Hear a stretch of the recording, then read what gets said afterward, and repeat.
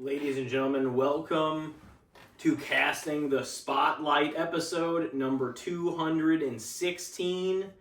We are back after a few weeks, back in solo format. One day post Super Bowl. Yeah. How we feeling about I it? haven't even really talked about that. I mean, honestly, I wasn't upset with the game. No, I had a good time. Yeah, it was a defensive game, but I sort of expected a defensive game. It was two of the best defenses in the NFL this year. Yeah. So I thought both defenses were going to bring it in the first half. It was very much that. But, I mean, the Seahawks obviously, that defense wouldn't allow Drake May to do a damn thing. 6 sacks. 6 in the Super Bowl. He got, strip sacked once threw that pick. That was the thing. Once that drive happened when he threw that interception, that was when it was officially, this game's over. Yeah. Once that happened, it was just, yeah. It's because I felt like it was over for them already. I'm like, yeah, it's probably over. Then they had that drive where it was 4 plays and they marched down the field. And got a touchdown. I was like, holy shit. Maybe not. This could make it interesting. Where has this been all game? Yeah. And then, he threw the pick on that next drive, and then the Seahawks scored. It's it's over. Jason Myers just had an excellent day. He damn near kicked could have been 6 field goals. Yeah, he damn near could have been the MVP of the Super Bowl. I know, that's what I said. I said think that he to the should guys. have maybe been. Him and Kenneth Walker does make sense too, though. He had a good game. And honestly, I will once again, I try to be fair. I mean, I know a lot of the time it probably doesn't sound like it, but if I was wrong about something, I try to call myself out about it. And, a long time ago, I definitely talked my shit on Sam Darnold, but, dude, whenever that guy got into the right situation and, he didn't play, he had a role in that game for sure, and he had to get some balls in the feet, down the field, and he had to do, different little things, but, he played his role, and, Darnold, honestly, all the props in the world to him.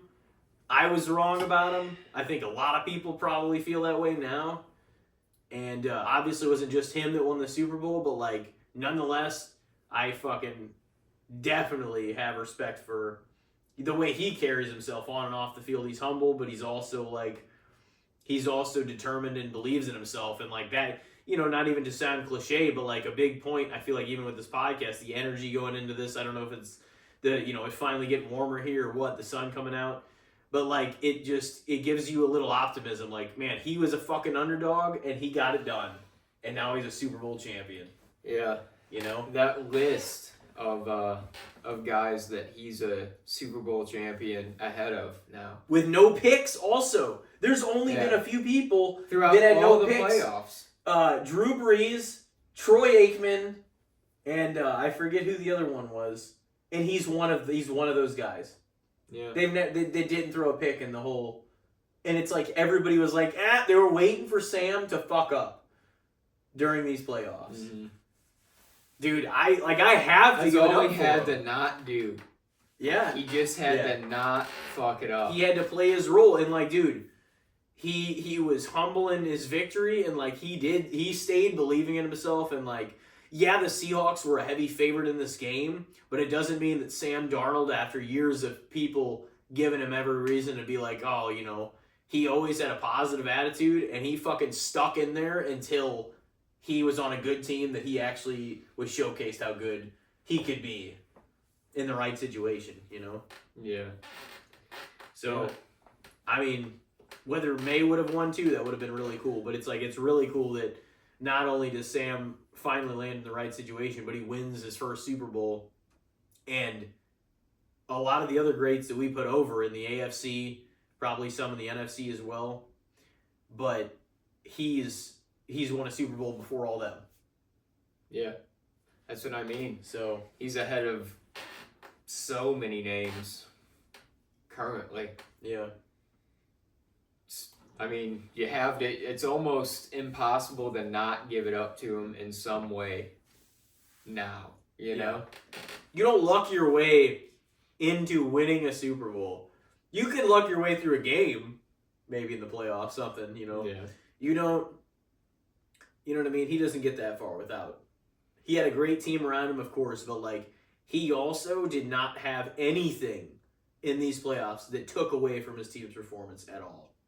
He always like contributed where he was needed, and they're the champs. So, I mean, have to give it up for him. I was kind of glad once the Bills got eliminated. I was like, that was who we all, I think, were like, yeah, the Seahawks first. Once it was like down to that final 8. So I'm happy they won. Yeah. I am too. Like, I wouldn't have been upset either way, but I mean, the Seahawks proved that they deserved it too. It wasn't just like it wasn't like, oh man, they walked their way through there. Like, no, they dominated that Super Bowl. And same as Saquon Barkley last year winning it for the Eagles. Jackson Smith and Ajigba might not have done a lot in the actual Super Bowl, but he was a huge part of what got them there. Yeah. You know what I mean? So it's like regardless, you know, everybody has their piece in it, you know. I mean, and even Jason Myers, I mean, that son of a bitch. You know what's funny is I was looking on FanDuel and I almost bet that who would score the most points in the game. And I saw Jason Myers at the top as the kicker, and I was like, I almost fucking took it. And I should have, because he scored a shitload of points. He scored like 18 points. Would have been a good pick. Yeah. I did win on, the only thing I won on, because there wasn't a lot of touchdowns, and that's what most of my bets revolved around. The only one that I hit on was the Seahawks winning. But because you're always hoping for like pretty exciting gameplay, but this defenses are so good, they just stopped all that shit. Yeah. All the Drake May points were garbage time, and then Seattle had like the one other touchdown, right? Yeah, I think Kenneth Walker had one. No, he didn't have one. Mm-hmm. Who had the one? The defense Barner had one. Or somebody? Yeah, Barner had one. Yeah. The defense had one. Yeah. Wow. Yeah, they deserved it, man. They fucking earned it, I think, for sure. Anyway, you want to move on to this or that? First one you've done in a few weeks here. Yeah, I'm down. All right, one we have been anticipating doing for a while, actually. We drew the category tonight of pro wrestling match concepts. So every one of those concepts that we selected, there's going to be one versus a list of 10. Your measuring stick versus everything else. Yep. And tonight, basically anywhere from, I mean, the list is pretty big, I guess, as far as what you can put in there as far as match concepts go. Yeah. But, why not? I guess you're reading first, huh? Yeah. All right. I am up. Well, let's see what there is. You are in the hot seat. All right. All right, so one of the few matches that we actually had, I mean, the only match we had one-on-one, I think, in the backyard. A submission match is going to be your main. Submission match, obviously a more technical style kind of matchup. That's going to be my main? That's going to be your main. Oh, man. But, poor feller. I mean, poor feller? It might not be. You'll see. I got some wild shit in here. Oh, okay. So. Oh, you probably put fucking like the Punjabi person match in there. First up, we got the submission match, or we got a strap match. Oh, like being strapped to the other guy? Yeah, and you gotta touch the four corners. Yeah, yeah, probably a submission match in that sense, I think. I don't have any hate towards a strap match, but I do think it's more interesting, especially if it's, I mean, one of the great submission matches of all time, of course, you know, Stone Cold and Bret Hart, WrestleMania 13. Yeah. And even they wondered, they're like, well, neither one of us does that many submissions. I mean, Bret Hart does with a sharpshooter, but like, Steve didn't as his character was evolving into what it became as the Brawler. Yeah, Bret Hart Especially was a once he lot got more hurt. technical, and Exactly. Steve Austin was, he was just like a beat you down guy. Yeah, but he knew how to wrestle whenever he first came in as the ringmaster, and Steve did know how to do in-ring work. That's correct the record on that. He just, once he got hurt especially, and once his character evolved into the ass kicker, he mostly just had to brawl, and you know, the crowd pop was enough for anything. Doing anything that he did, you're going to be like, oh yeah! You know, people just going nuts for it, even if it wasn't that much, but it just, you know, the crowd hypes behind you. So, I mean, there has been some great ones. And there is something to it that instead of taking taking the pin off the table, say like when me and you, I like that you brought that up actually, that's interesting. The only one that we ever had in the backyard, which is unfortunate also, but very memorable that it happened in like the middle fall in like an important spot, you know? Yeah. And, but it's interesting because instead of like having your shoulders count to the mat for the count of 3, you have to make the other person submit. That's the only way it ends. You know, they have to basically like, and some consider it more humiliating, maybe not humiliating, but just that you're actually saying, oh, I give up, like I tap out, you know. But it's like some of the submissions, man, are just heinous, like when people apply them. So it's just like, you know, it's like you're actually getting bent and fucking twisted into shapes and shit, and it hurts. So it's just like, submissions are very believable though, too. You know what I mean?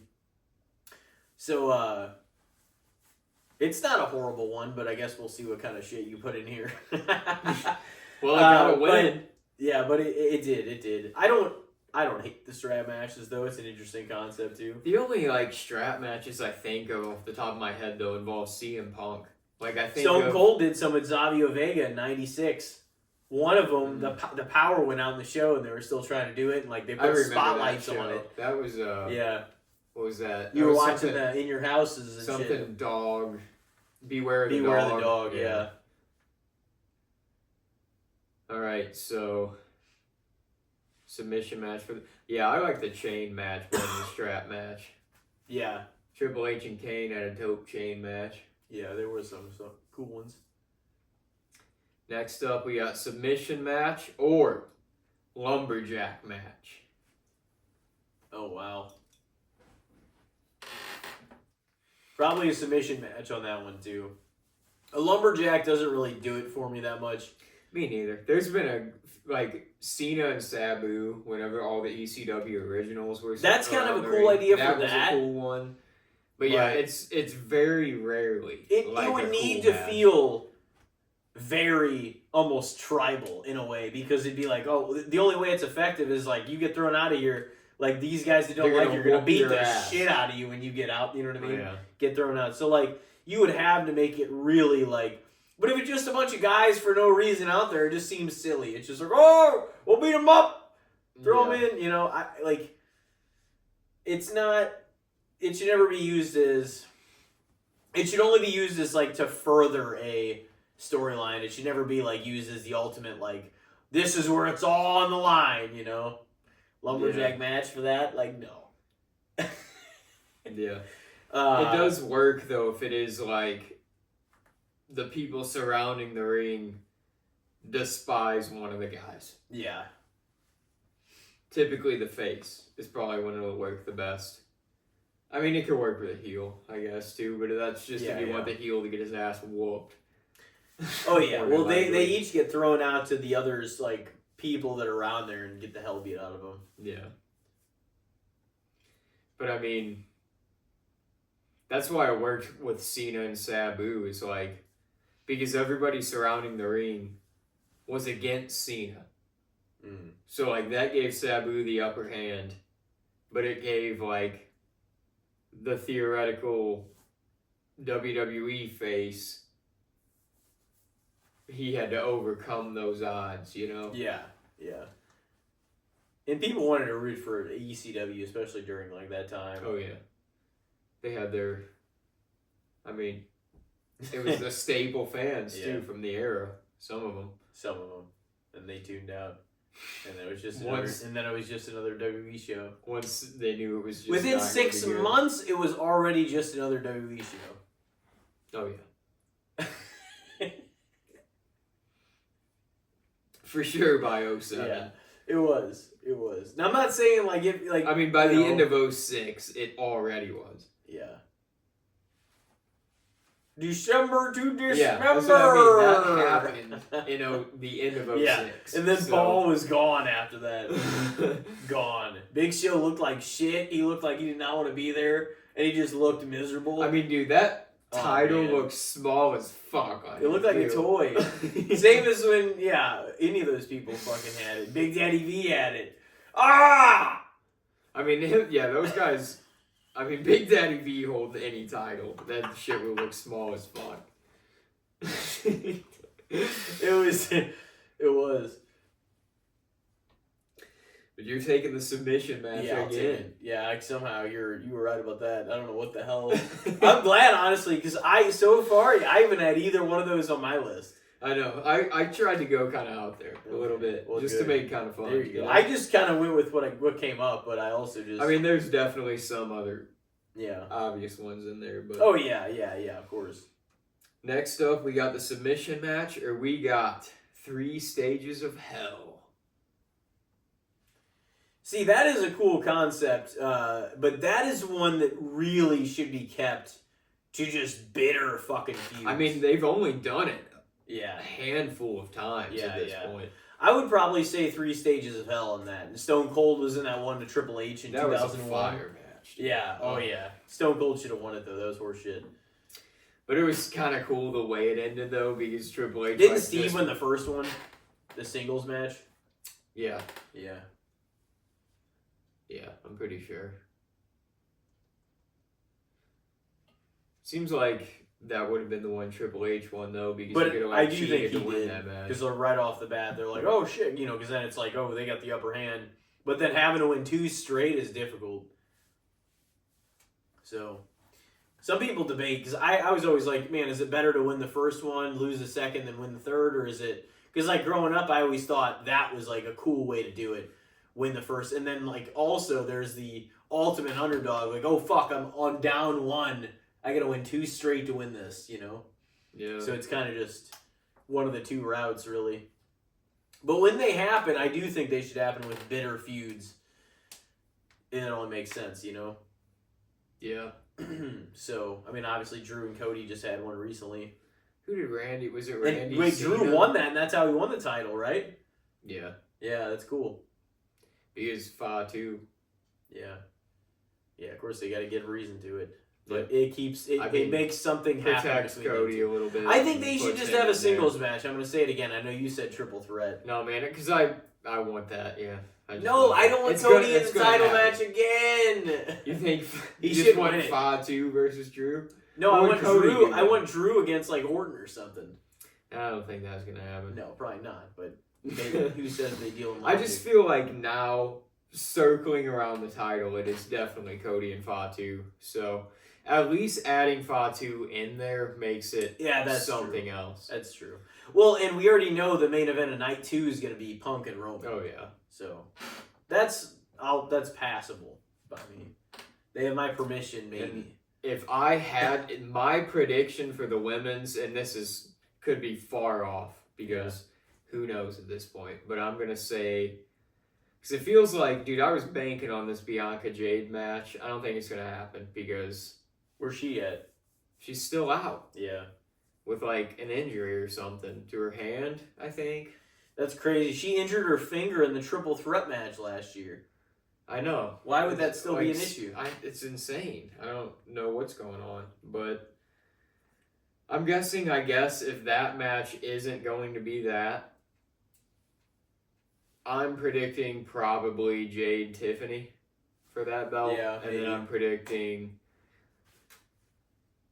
probably Stephanie, Liv, and Raquel.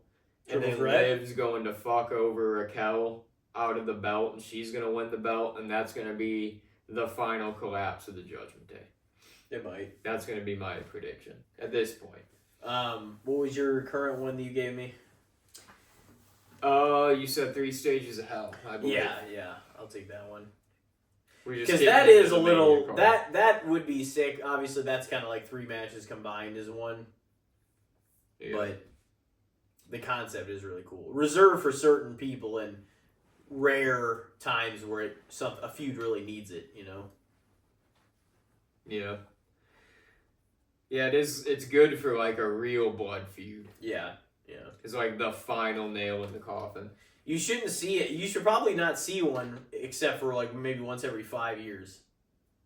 You know? Yeah. Or maybe a little more than that, but we'll see. I mean, if they had feuds that actually called for it. All right, so something else is on the board. Submission match is still up 2-1. Next up, you got.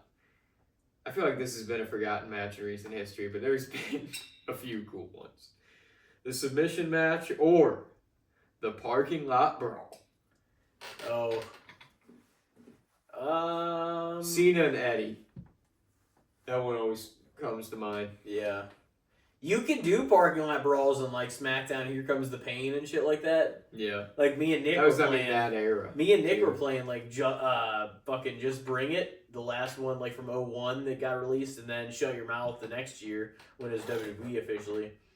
And I don't remember playing a whole lot of stuff between SmackDown 2 that came out in 2000. It was kind of the 01 game. And then Here Comes the Pain that came out in like 03 was like the 04 game.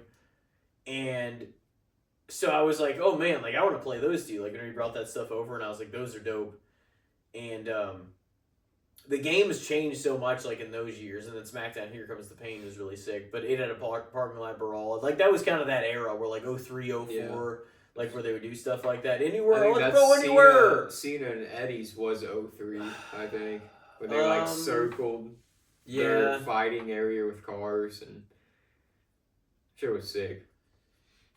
But it doesn't happen anymore. No, it doesn't. I mean, some of these won't that I have on my list. But I too. mean, the parking lot brawl also kind of happens still. It's just not a match. It's guys still throw each other into windshields, and I think for the uniqueness maybe of it not being in a ring,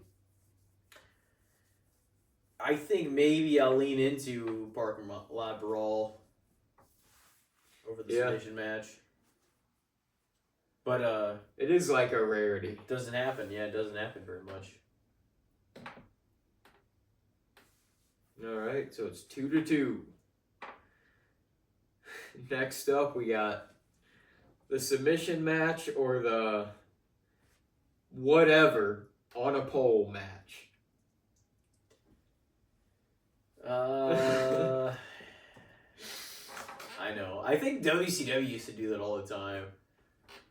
Eventually. Things on a like pole. freaking late 99 into 2000. You watched some of those Nitros, didn't you, from like 99 Yeah, I to just 2000? I just started watching through Nitros for a while. Like, I would flip them on before bed and shit. A lot of good talent on them, but sometimes they would just fuck around in the ring. The NWO would come out and waste like 25 minutes talking about nothing. Yeah. Yeah, it just... It's like, what... Like, it felt like it really fell off, like, Steiner into 99. Yeah. At some point within 99, it was like, what the fuck is going on here anymore? Which is a real shame because they had so many talented people still working there. You know? Diamond Dallas Page, Sting, Goldberg. I mean, there was still... Hogan. There was still gold mines within that shit. Yeah. But, like... There's still some matches that were really cool. Yeah. For sure. Ready to Rumble was what, like 2000? Yeah. WCW? Yeah. So yeah, that's when they were falling off. That was probably mostly shot in like that 99 to early 2000 time. That was a last gasp effort to try to... David Arquette, after he did the first 3 screams. He was just a big wrestling fan, man. Mm-hmm. It's kind of funny to think, like, he just did that out of pure passion. He had to have... Oh, yeah. So, yeah. The on a pole match.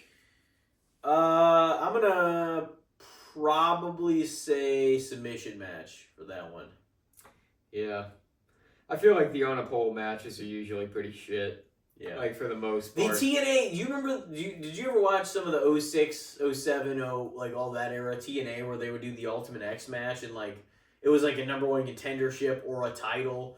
And like, if it wasn't for a title and it was just the contendership or whatever, they would grab the X that was like up there in like the middle of it because it would all connect, but you'd have to fucking like, size up the thing and like crawl, like and drag yourself across it, like climb across it and grab it and then get it. And sometimes it was for a title. And I really like that, but like the pole thing, nah. Like, it's like TLCs and ladders are cool because the title's hanging in the middle and you have to climb the ladder to go get it. Yeah. But I like that more than the on a pole stuff. Yeah, I would agree. So yeah, the on a pole, surprisingly, again. Yeah, I'm giving you some wild shit, so. No, you've done a good job at definitely making this different. I went just straight up fucking, 8th Alley. Just. Yeah, I feel like the on a pole usually is used as like a goofy concept kind of match too. I did bring back some nostalgic ones though, some great ones. So it'll be fun. And we still got half your list left, so we'll see how it goes. Yeah. I'm sure you got some old school ones in there. We'll see. Oh my god, you're gonna have like. Because next up, we got the submission match, or we got the Punjabi Prison. Oh, probably this. Here's the thing. I think the Punjabi It was an Prison interesting idea. is actually sick. Yeah. The thing with it is it was always kind of like hard to see. Yeah. Because the shit was through like 2 layers of cage. They would have the cameras on the outside. It's like, get somebody up in there if you're going to do this match. Yeah. They would always have at least a cameraman or whatever in the Hell in a Cell with them. Yeah. Yeah, that shit bothered me. But I kind of thought it was cool. I was like, the trap doors and after 4 minutes, one of them will close on each side. I need to watch one of them because, like, I didn't watch some of those events live when they'd air on pay-per-view with the Punjabis, but I think I'd seen them over the years. Because, like, I know Big Show and Taker had one, right? Batista and Khali had one, right? Yeah. What else outside of that? I mean, Khali had a couple, I think. Yeah, maybe he eventually did. Because they were going to have that first one, Khali and Taker, and then I think Big Show came in instead. Khali and Batista when I think of it. I know Taker was in Taker was in the one with Big Show. Yeah, I figured you would have this on here. I figured you... Yeah! Undertaker, Big Show... Batista, Great Khali. Oh shit! I kind of fucking forgot about Orton that. Orton and Mahal. Yeah, Mahal had one. Wait, that was not the only 3 though, right? No, that was the only 3. No way! Holy shit! Yeah. It has to be like certain. Okay, wow. It's got to be Indian wrestlers. I feel like.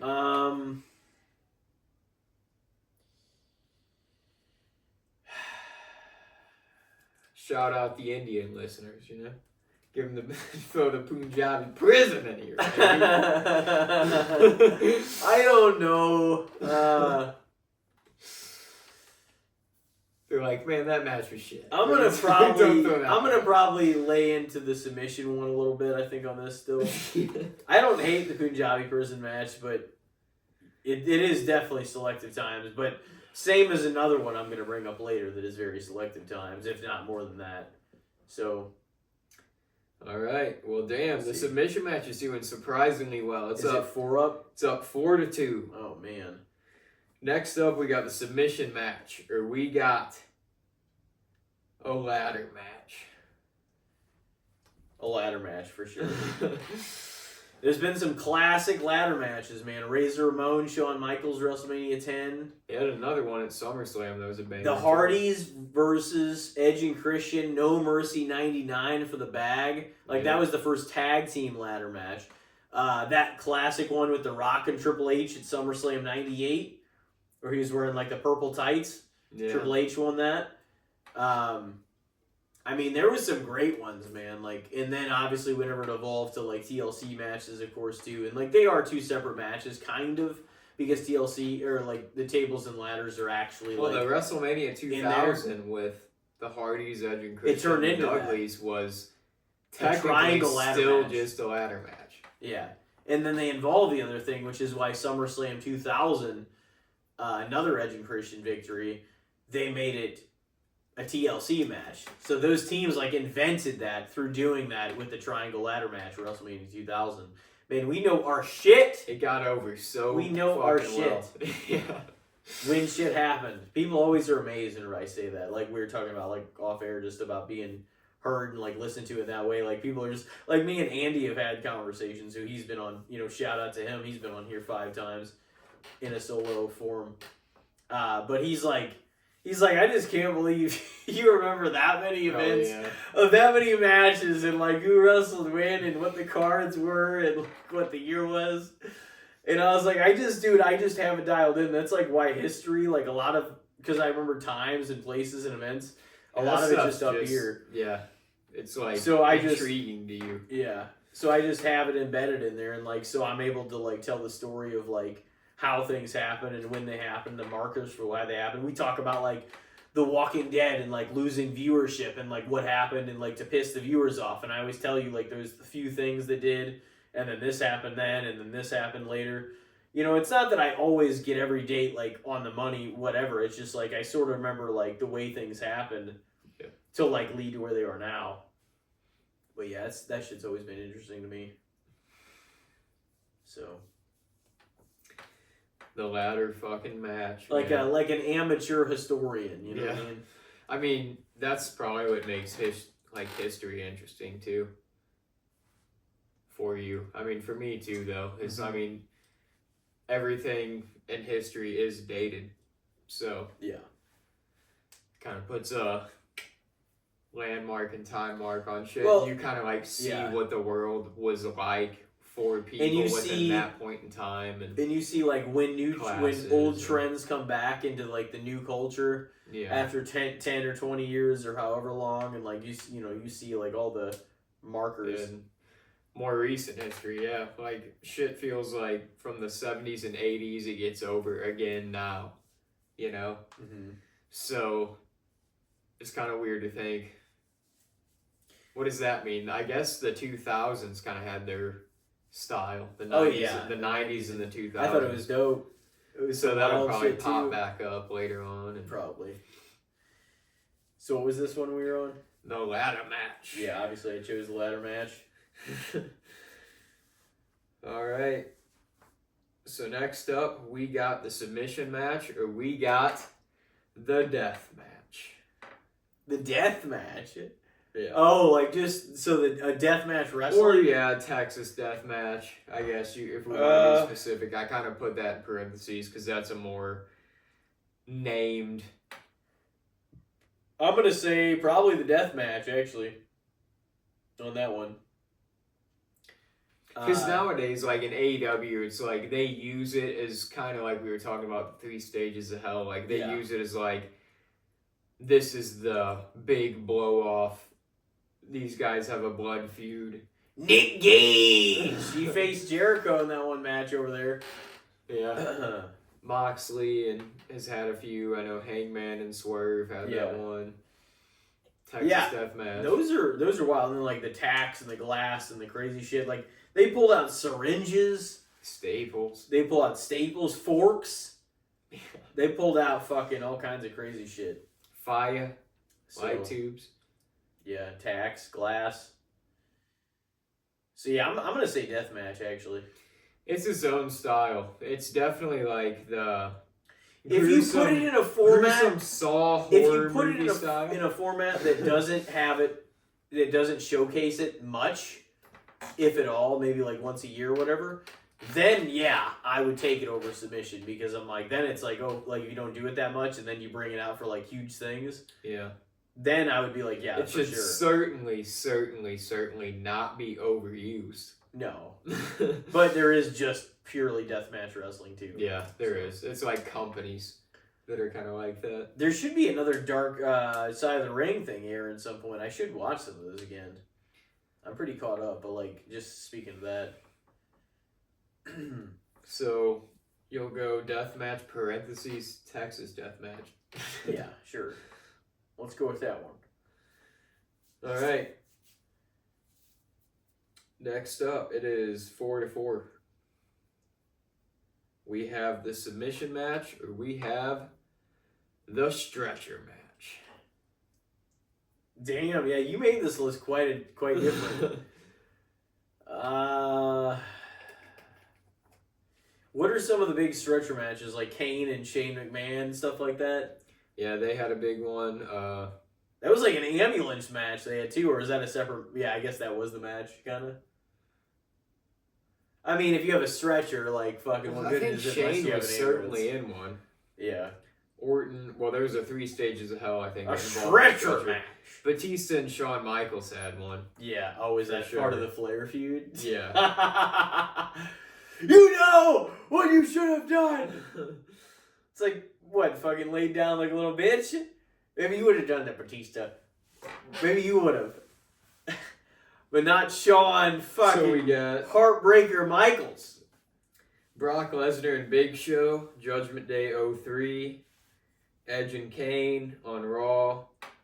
RVD and Randy Orton, One Night Stand man. 07. Batista, Shawn Michaels, One Night Stand 08.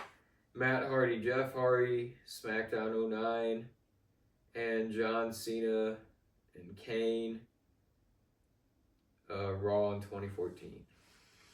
I think I'm going to rule in favor of the stretcher match, actually, because, like, thinking about some of those, too, like, they're always kind of brutal and, like, you know, they're always blood feuds in another way. Like, it's personal enough to where if you're going to have to lock somebody on a stretcher. That shit up exactly. the ramp with them on a stretcher. And do that. I would probably say stretcher match, actually, too. All right, so it gives the lead. And last but not least, we got the submission match, or we got War Games. Probably War Games. Yeah, I like War Games. Yeah, I think that's... Because it's like an old idea made new, too. Like the double ring, all surrounded by a cage, and just all out war, blood, fucking bringing it, you know? Yeah, War Games is fun.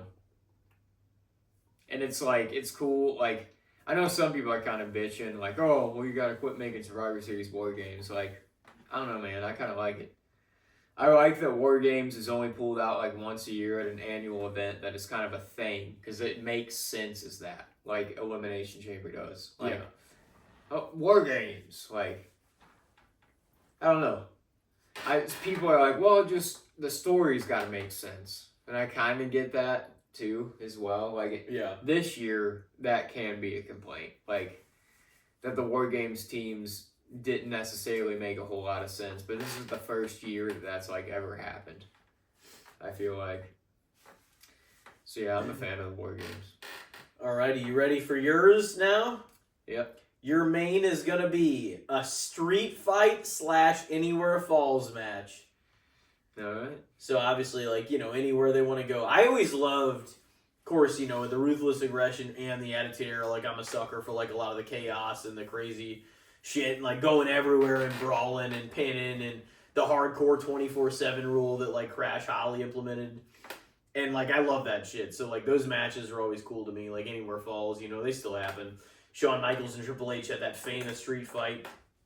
Basically, let's just put all those under one umbrella. Extreme Rules, Anywhere Falls, No Holds Barred, No DQ, Street Fight, all of that in the same. You know what I mean? Yeah. Because you can basically do all the same things in them. Some of them you can only pin in the ring, some match, of them different without. concept. Yeah. In a lot of ways. So, but we'll put them under one umbrella for the sake of it, and obviously there's been a lot of great ones for that. So I feel like that's a pretty good one to pick. So, and I know Shawn Michaels, you know, one of my absolute faves, your fave, and Triple H had that banger SummerSlam 02 one where he came back in the jeans and fucking beat Triple H, and that was fucking awesome one. Yeah, it's one of the... Street fights are cool because, like, I like whenever they do the jeans thing, and it's more of like a brawl, like, let's just fucking get it, like, street down clothing dirty. is definitely the way to go. Yeah. With a street fight. So first up, we're going to have that street fight, basically / Anywhere Falls match versus the Inferno match, which Kane or The Undertaker pretty much been in most of those that have ever happened. They kind of made that match. I mean, they had the first one on Raw. Mm-hmm. Lit Kane's glove on fire and shit. Oh my god! I will set myself on fire. I feel like the Inferno match is cool. Yeah.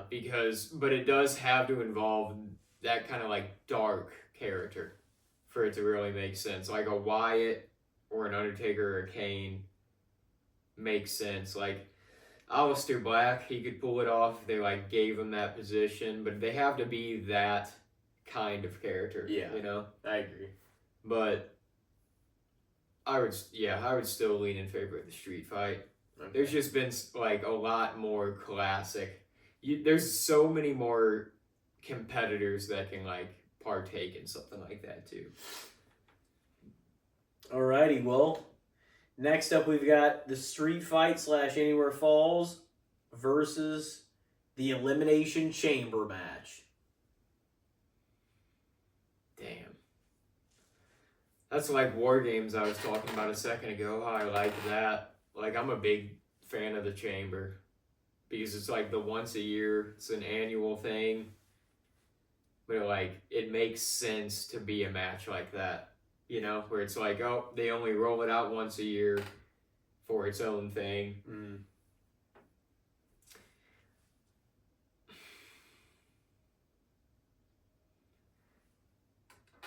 That's kind of tough. I'd probably lean in favor of the Chamber a little bit, I think.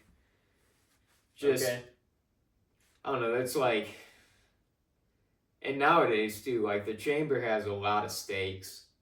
Like it is like the last stop on the road to Mania, so it's like the people that win the Chamber have like a guaranteed spot, a pretty big match in Mania. Yeah. So usually the only people that are in them, and it's been this way for fucking ever, basically. Like the only time they roll it out and the people that get in a chamber are like the top of the top that are going for the belt.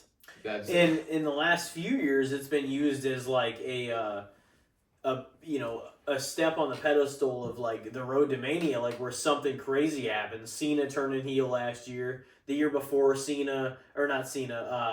Rock and Roman aligning and being like, oh shit, this is a unit now, and they've kind of turned heel going into that Rollins and Cody match. So you got to wonder like what they're gonna pull this year at Chamber. Kind of shift the road to Mania.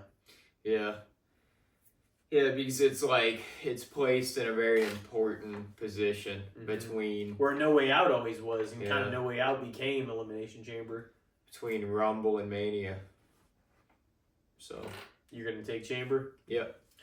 All right. Well, next up we have got the Street Fight Anywhere Falls match. So basically, without rules, just complete chaos. Whatever you want to do, whatever weapons you want to use, or the traditional classic singles match. I was wondering if you were going to throw that one in there. Yeah. I thought about it. We went way different on our list, and it's honestly going to be interesting because we get to talk about all these different things. Man, that's tough because the street fight, it is like, it's a different style of match, and like we said, like it's really cool when they wear down and dirty street clothing and bring out the kendo sticks, the trash cans. It's basically the antithesis of the other match. Yeah, it's like that's what I think when I think of street fight. But I mean, the singles match, the classic pinfall, submission, count out, victory, clean and like kind of. I mean, at least for the most part, it is classic wrestling. You get to make your stamp on. Are you better than me? Like inside the square circle, like considering all the circumstances and the rules. Can you beat me in here, 1-on-1? Yeah. It's just like straight up. I mean, it's a majority of the matches. Yeah, definitely. But I mean, that is wrestling. I feel like if you're not a fan of the singles match, you're probably not a fan of wrestling. You just want to see people in a lot of ways shit beat out of them with objects. Like, so I'm probably going to lean in favor of the singles match, actually. But because, I mean, also, a majority of, like, not saying obviously, there's been so many stipulation matches that are legendary, but like they're better whenever they're utilized to further the feud that's happening. Like, you're like, oh, this has not been solved, let's fucking end it in this style of match or whatever, you know? Yeah, if it feels important and Yeah. competitors like have that kind of feud and they deliver on it, then yeah, it's gonna deliver most every time. But like the singles match, most legendary matches within wrestling have been that. Yeah. You know?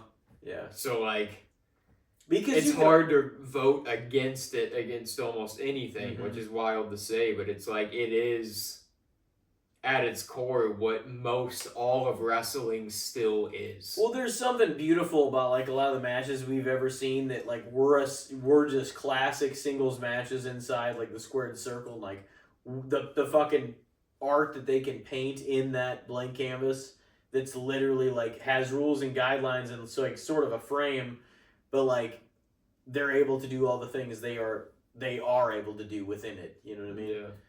So it's kind of like what you can do in that frame like kind of says a lot too, is because you know you don't have to have all the excess stuff, and like there's wrestlers that like really are defined by some of their more grudge type matches and stuff, and I mean Triple H and The Undertaker ended up having a lot of stipulations down the road of like the matches they were in. I mean they could wrestle the other way too, but they had so many, they were affiliated with so many stipulations, those two especially. Yeah. So, anyway, all right, so you took the old singles match. Yep. All right, next up we've got the street fight / anywhere falls against the cage match. It's like the steel cage. The steel cage. The classic. Climb out, pinfall, or go out the door. Yeah, or I guess submission too if you're going to count pinfall. Yeah. I always liked it when whenever it's it a cage ended. match. I You was- gotta climb out Yeah. or go out the door. I think going out or climbing outside of it's the best way. It is. Still. It's for sure is. But It's utilizing the concept. the only reason we said that before on here, I think the only reason they had to go out the door is because the big dudes couldn't freaking. Yeah, climb they the did. cage. Oh, fucking Akeem can't fucking climb up the King cage. Kong Bundy. Yeah. Make a door. Oh. So that is why it just seems, it does kind of seem silly. Like you shouldn't be able to like win that way, in my opinion. It should be like only go up, like climb the cage and get to the other side. Yeah. And yeah, I mean, sometimes they end by pinfall. Mm-hmm. Which is like, if you're gonna have a cage match, what the fuck's the point Just to if keep it them ends like that? contained. Yeah, I guess more or less. Yeah. It's because one of the heels wants to get away from the guy, usually. There's gonna be no escape because you're gonna be in a cage match. Yeah, that's usually why, it's implemented. Because they were cheating or something. Man. So, what are you thinking? I mean, there's been a lot of classic steel cages. Obviously, I don't like it as much as like some of the other cages, like the Chamber, War Games, or Hell in a Cell, or stuff like that. But The it's classic cage. it's still it's still the classic. It is. I'm probably gonna lean in favor of the street fight though. Okay. Alrighty. Taking it. So you it's 2-2 so far, huh? Yeah. You took the Chamber over in the singles match. Next up, we've got the street fight, anywhere falls, or the Iron Man match. It could be, there's been some as short as half an hour, and then there's been some that are obviously an hour long. Yeah. Obviously, notably, Shawn Michaels and Bret Hart, WrestleMania 12. Brock Lesnar and Kurt Angle in 2003. Those are the two I think of It's all the time. SmackDown, yeah. I know AJ Styles and Christopher Daniels had one TNA that was 30 minutes, and obviously, like, it's just the most pinfalls in that time. I mean, even in the backyard, me and Harry were doing MWF. We had like a 30-minute one, and I don't think we had a fall, so we had to like do an extra 5 minutes. Yeah. And Me then I and got Tyler had one. yeah.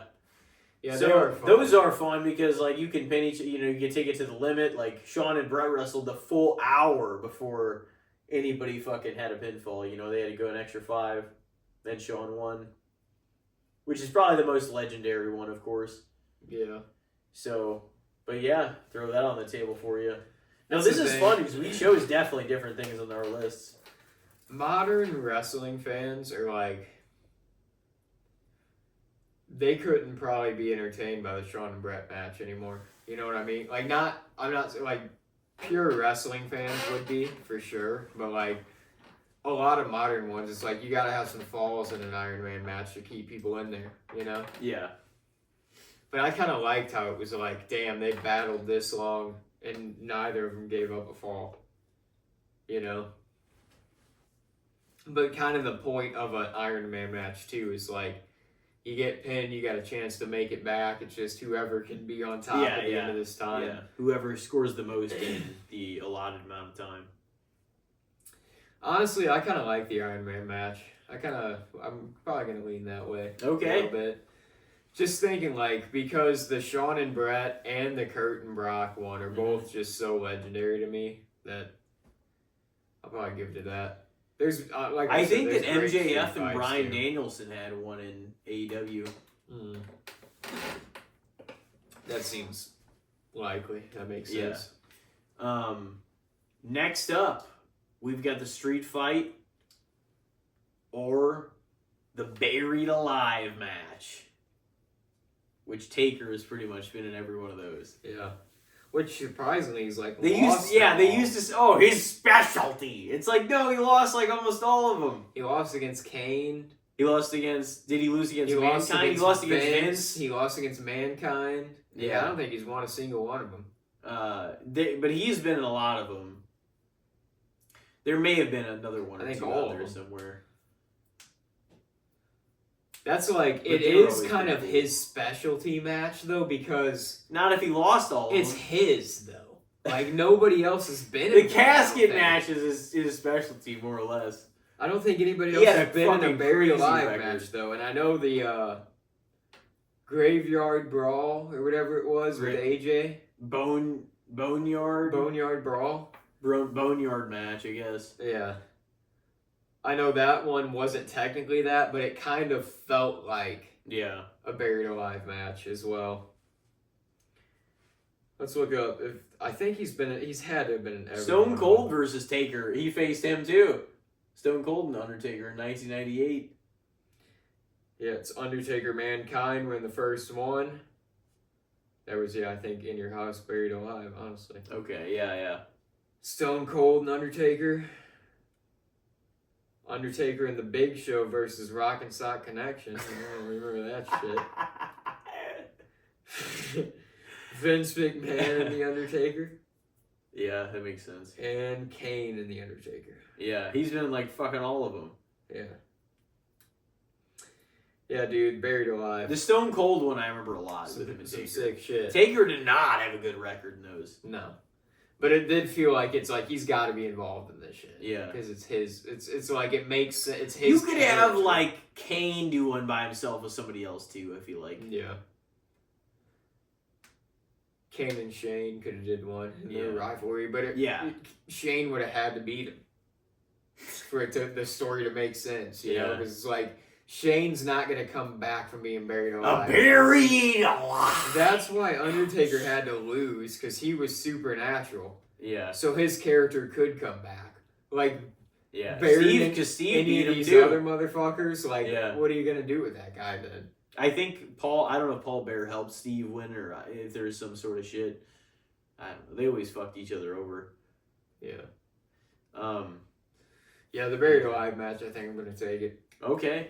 Undertaker and Mankind, like that match just sticks out in my mind because I liked both those characters and that era of both those characters. You took the Iron Man. Yeah, it's 4-2 out of favor, I think, isn't it? Yeah. You took it over the Inferno, right? Mm-hmm. And you took it over the Cage. Next up, we've got the street fight or the ladder match. Gotta go with the ladder match, man. Like, we kind of talked about it earlier, but just so much, like, risk-taking, like, holy shit moments can happen in a ladder match, too. I guess, like, in a street fight, technically, depending on who's involved, if they can climb to some high heights and do wild shit, too, like, it happens in street fights. Wasn't Shane and freaking... Who did he face at SummerSlam 2000? Steve Blackman. Yeah. Wasn't that a street fight? Oh, yeah, pretty much. And he slapped him off that, like, That's what I mean. 75-foot So, thing. like, that was insane. That was... Like, Didn't dude, even have to do that at all. Shane is a fucking legend. Oh, yeah. Just for... Because he had so many moments like that. He slapped him with the kendo stick and he fell like fucking 70 feet. Yeah. Fell up, jumped from the stage, through the stage, jumped from the top of the Hell in a Cell through a table like twice. Shane O'Mac. Here comes the money. Yeah. Won't be another like him again, probably, dude. No. Honestly, there won't be another guy who's like not a regular wrestler, but when he comes in, it's like, what in the fuck was that? Here comes the money, man. He fucking snapped his shit. Dude. And then Snoop Dogg had to wrestle an impromptu match at WrestleMania. Such a bummer. I was looking forward to it. I love Shane. I know. He's great. He's great. Yeah. Gotta go to the ladder match, though. The ladder match. It's just, yeah, a lot of historic ladder matches, too. There is, yeah. So it is suffering a 5-2 beatdown right now. It's all right, though. Or is it? Because next up, we've got the street fight. Or the Hell in a Cell match. One of the great matches of all time. Yeah, it's, what, your favorite stipulation? One of, for sure. If not, I do really love the Anywhere Falls type thing, too. I always used to love whenever they had the hardcore 24/7 rule, or like they'd throw each other into lakes and ponds, and people would just, in like 2000, 99, 01, like 2000, like after that, like they did so much crazy shit with that. And like that was so much fun to me. The hardcore title was awesome. Yeah. Fucking just guys, they were just fucking chilling somewhere, and somebody just come up and start whooping his ass. Oh yeah, Crash Holly, man, R.I.P. He fucking implemented it. 24/7. I'm gonna defend this belt. All right, dumbass. Yeah, it's like, okay, well they're gonna all just endlessly come and whoop your ass. Be trying to sleep. Yeah, they'll fucking come in there. You just gotta have a ref. Anyway. Hell in a Cell or street fight? Oh, man. Gotta go to the Hell in a Cell, man. Again, it's like... There's been like 45 plus, I think. Just so many legendary ones. And it feels like, it's like this is the blood feud blow-off match. Hardcore, just brutality, blood. You can go through the cell and do some shit. So much. I mean, there's been great ones, too. Like, Punk and McIntyre just recent. Like, the most recent Hell in a Cell was legendary.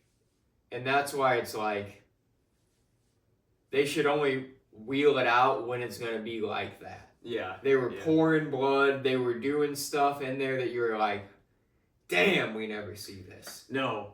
And I agree. It should be reserved for those occasions, for sure. Like, Triple H has been in some legendary ones. Obviously, Mankind and Taker have both been in some legendary ones with each other and not with each other. It's just... It almost feels like a lot of... If you're a top wrestler, especially like a top wrestler within WWE, you want to have that moment. You want to have like your Hell in a Cell match, where you can look back on it and be like, oh yeah, that was legendary. Oh yeah. Batista, him and Triple H put on that one. And him and Taker had that one, and then Triple H and Taker had some, Brock and Taker. Shawn Michaels and The Undertaker. Jericho and Triple H had that one in 02. The Armageddon Hell in a Cell with all those guys. That was fucking crazy. Yeah. Yeah, it's a legendary concept for sure. Yeah. So you're taking Hell in a Cell match? Yeah. All right. It's up there with one of the best cage match concepts for sure. Oh, definitely. Definitely. All right, 6-2 out of favor of the street fight. We've got the street fight / Anywhere Falls match or the First Blood match, which right before you in that submission, that gauntlet match, I had good old Nikolai in a First Blood match. Yeah, the First Blood's an interesting concept of a match, too. So it's like, oh, first one to get the other one to bleed. It almost feels like, we've talked about that before, too, though. Like, it's the match that's easiest to, like, you could kind of fuck it up on accident. If somebody accidentally bleeds. And if you wanted to be like, oh no, his elbow's skimmed and he's got a little bit of blood there. They did that once in TNA where like Samoa Joe's like arm was cut and they're like, oh, call back. I mean, you gotta. It's fucking silly. But like, you could find a little nick or a little on anybody's skin somewhere where they fucked up their shit from earlier in the day. Oh, he's bleeding. But like, I mean, yeah, it's gotta mean something most of the time from their head. But if, technically, I mean, if it's caught from somewhere else too, like, actually bleeding, Yeah. Yeah. So it is interesting. I mean, it's breaking skin on your opponent to make them bleed first, Usually it's used in those, like, gauntlet or 3 stages of hell or, like, those style of matches. It makes sense as a fall within something. Kane and Stone Cold had the one in 1998 after the Hell in a Cell, though, that, because obviously Kane was completely covered. Yeah, so I really put him at a disadvantage. I will set myself on fire. Robot form. That's when he had the voice box. Mm-hmm. Yeah, I think I'm gonna lean in favor of the street fight though in that one. Okay. Give another love point to the street fight. It's just 3-6. Because the street fight, man, somebody can bleed and that shit keeps going. Yeah. No, that's a little more like... That's true. First Blood, it just kind of is... gets a little nastier. Yeah. And then, like, whenever Steve lost that one, he only got hit in the head by Taker, and that's why he started bleeding. But either way, the ref didn't see it. So he lost his title, and then the next night on Raw is whenever he got it right back from Kane. And for the longest time, that was Kane's only world title, was the one-day reign. In 98. Yeah. Just a little bit of history for you. All right, next up and final. We've got the street fight / Anywhere Falls match or the casket match. Undertaker's had a lot of those. Yeah. That is kind of his real specialty, the one that he's won a fuckload of matches in. Beat Mark Henry at WrestleMania 22. Beat Heidenreich around or before WrestleMania 21. Beat Yokozuna in 1994. I forget what event that was. Yokozuna won a lot too. He's beaten a lot of guys in that. Like, he's put a lot of people down. All right, let's see here. The casket. Kane. Undertaker versus Kamala. Survivor Series 92. Okay. Undertaker Yokozuna. Royal Rumble 94. Okay. Yokozuna beat him that time. Oh, shit. Undertaker Yokozuna. Yeah, there was a lot of interference in that one. Yeah. Undertaker Yokozuna, Survivor Series 94, and that was when Chuck Norris was the enforcer. Oh, yeah, okay, that's the one that he won then, yeah. Undertaker won that. It was dope! Walker the Texas Ranger, nobody's gonna fuck with him. Undertaker versus Kama. In Your House 2, he beat him. Undertaker versus Kama. Survivor Series 95, he beat him. Undertaker King Mabel. In Your House 5, he beat him. Goldust Undertaker. In Your House 8, Beware of Dog. That was the fucked up event. Oh, with the lights going out and shit? Goldust beat him. Oh, wow. Undertaker Shawn Michaels, Royal Rumble 98. Ooh, Undertaker won. The back injury. or Shawn Michaels won, actually. Yeah, the back injury. Yeah. Yeah, there's a lot on here. Well, yeah, obviously the Mark Henry one, Mania 22. Mm-hmm. Randy and Bob versus Undertaker at No Mercy 05. Yep. Undertaker Heidenreich, Royal Rumble 05. Undertaker and Rock on Raw in 99. Kane and Triple H. That didn't involve Undertaker. Nope. Undertaker and Chavo Guerrero on SmackDown in 08. Undertaker and Big Show, Survivor Series 08. Yeah, he's been involved in damn near all of them. Yeah, he really has. It's, to me, I like the Buried Alive more than the Casket because the Buried Alive takes it up a bit of a notch. It's kind of like, oh, you're fucking actually burying this dude, and they got the tombstone there. Like, the Casket's like, yeah, you're closing the casket on the guy. They're similar concepts, but it's like the Buried Alive's just like, we're burying them. Yeah, it's even more theatrical for sure. Yeah, for sure. Which I kind of enjoy. They're both theatrical matches, but I kind of enjoy the Buried Alive for being as theatric as it is. Yeah, I enjoy a theatric match if it is set out to be that. You know what I mean? Like, I enjoyed the Boneyard match a lot. Cinematic matches. Yeah, like... What about the Funhouse Bray Wyatt Cena match? I enjoyed the Boneyard more. Yeah. But I liked that one too. I mean, I liked both of those guys. But that match felt more like... The Boneyard match, at least, it felt like a match still, but it was cinematic.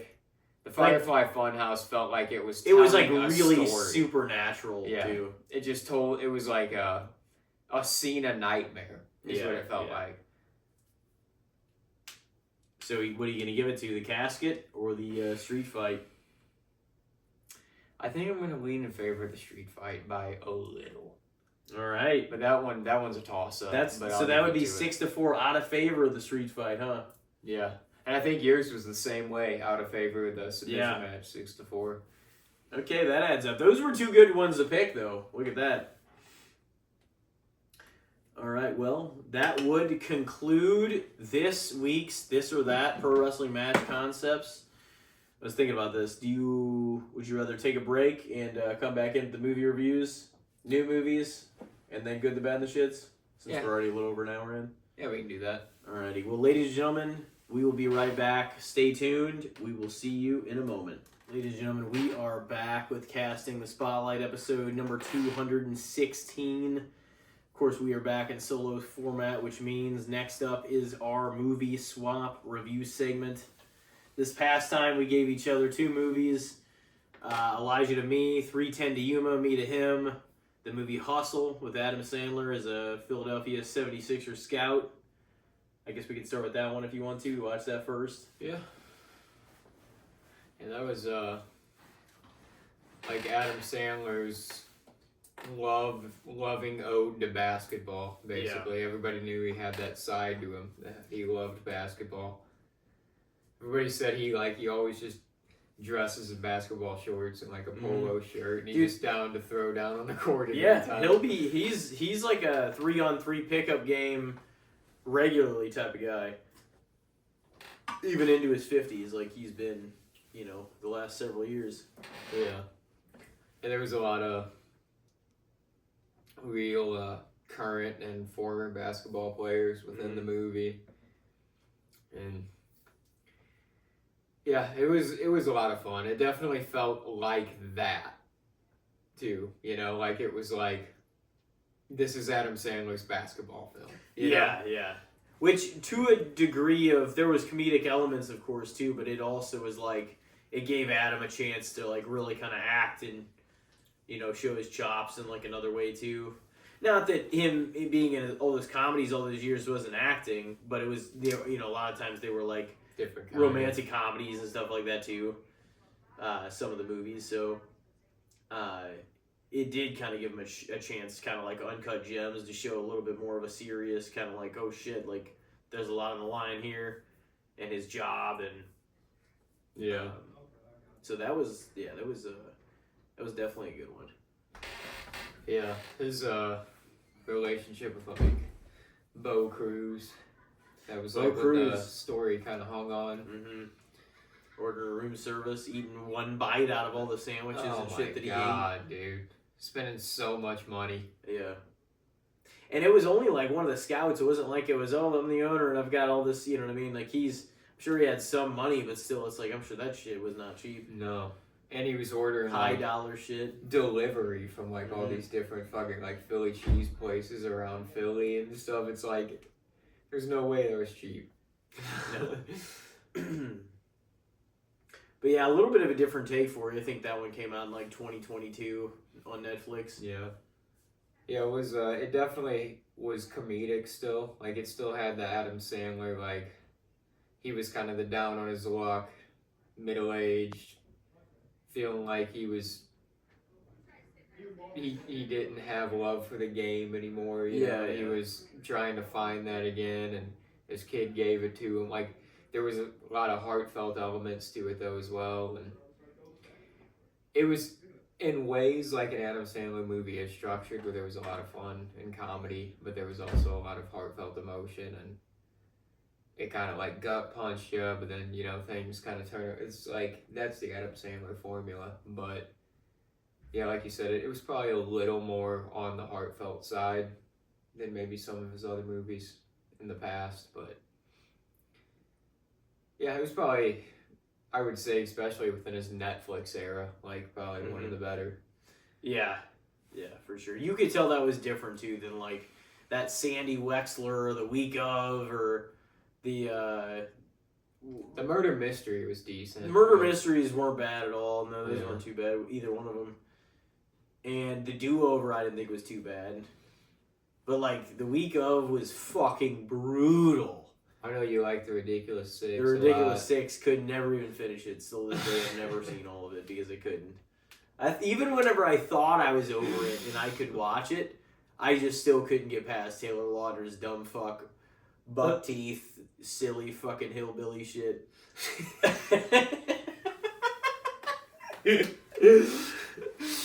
I feel like that was the whole point, was to be silly hillbilly shit.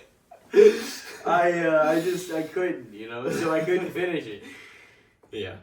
I mean, I wish I hadn't finished The Ridiculous Six, or not The Ridiculous Six. I wished I hadn't finished The Week Of, because that was like, so I got my new big ass TV like in California and everything, whenever I got it in and stuff, and I want to say it was like before I took that trip to come see Solo like with all you guys. I was like trying to.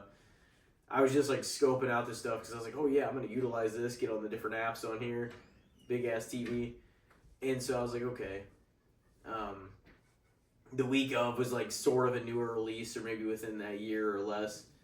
And I just kept waiting for it to get better. And it just never got any better. And Adam Sandler's like accent in it was awful.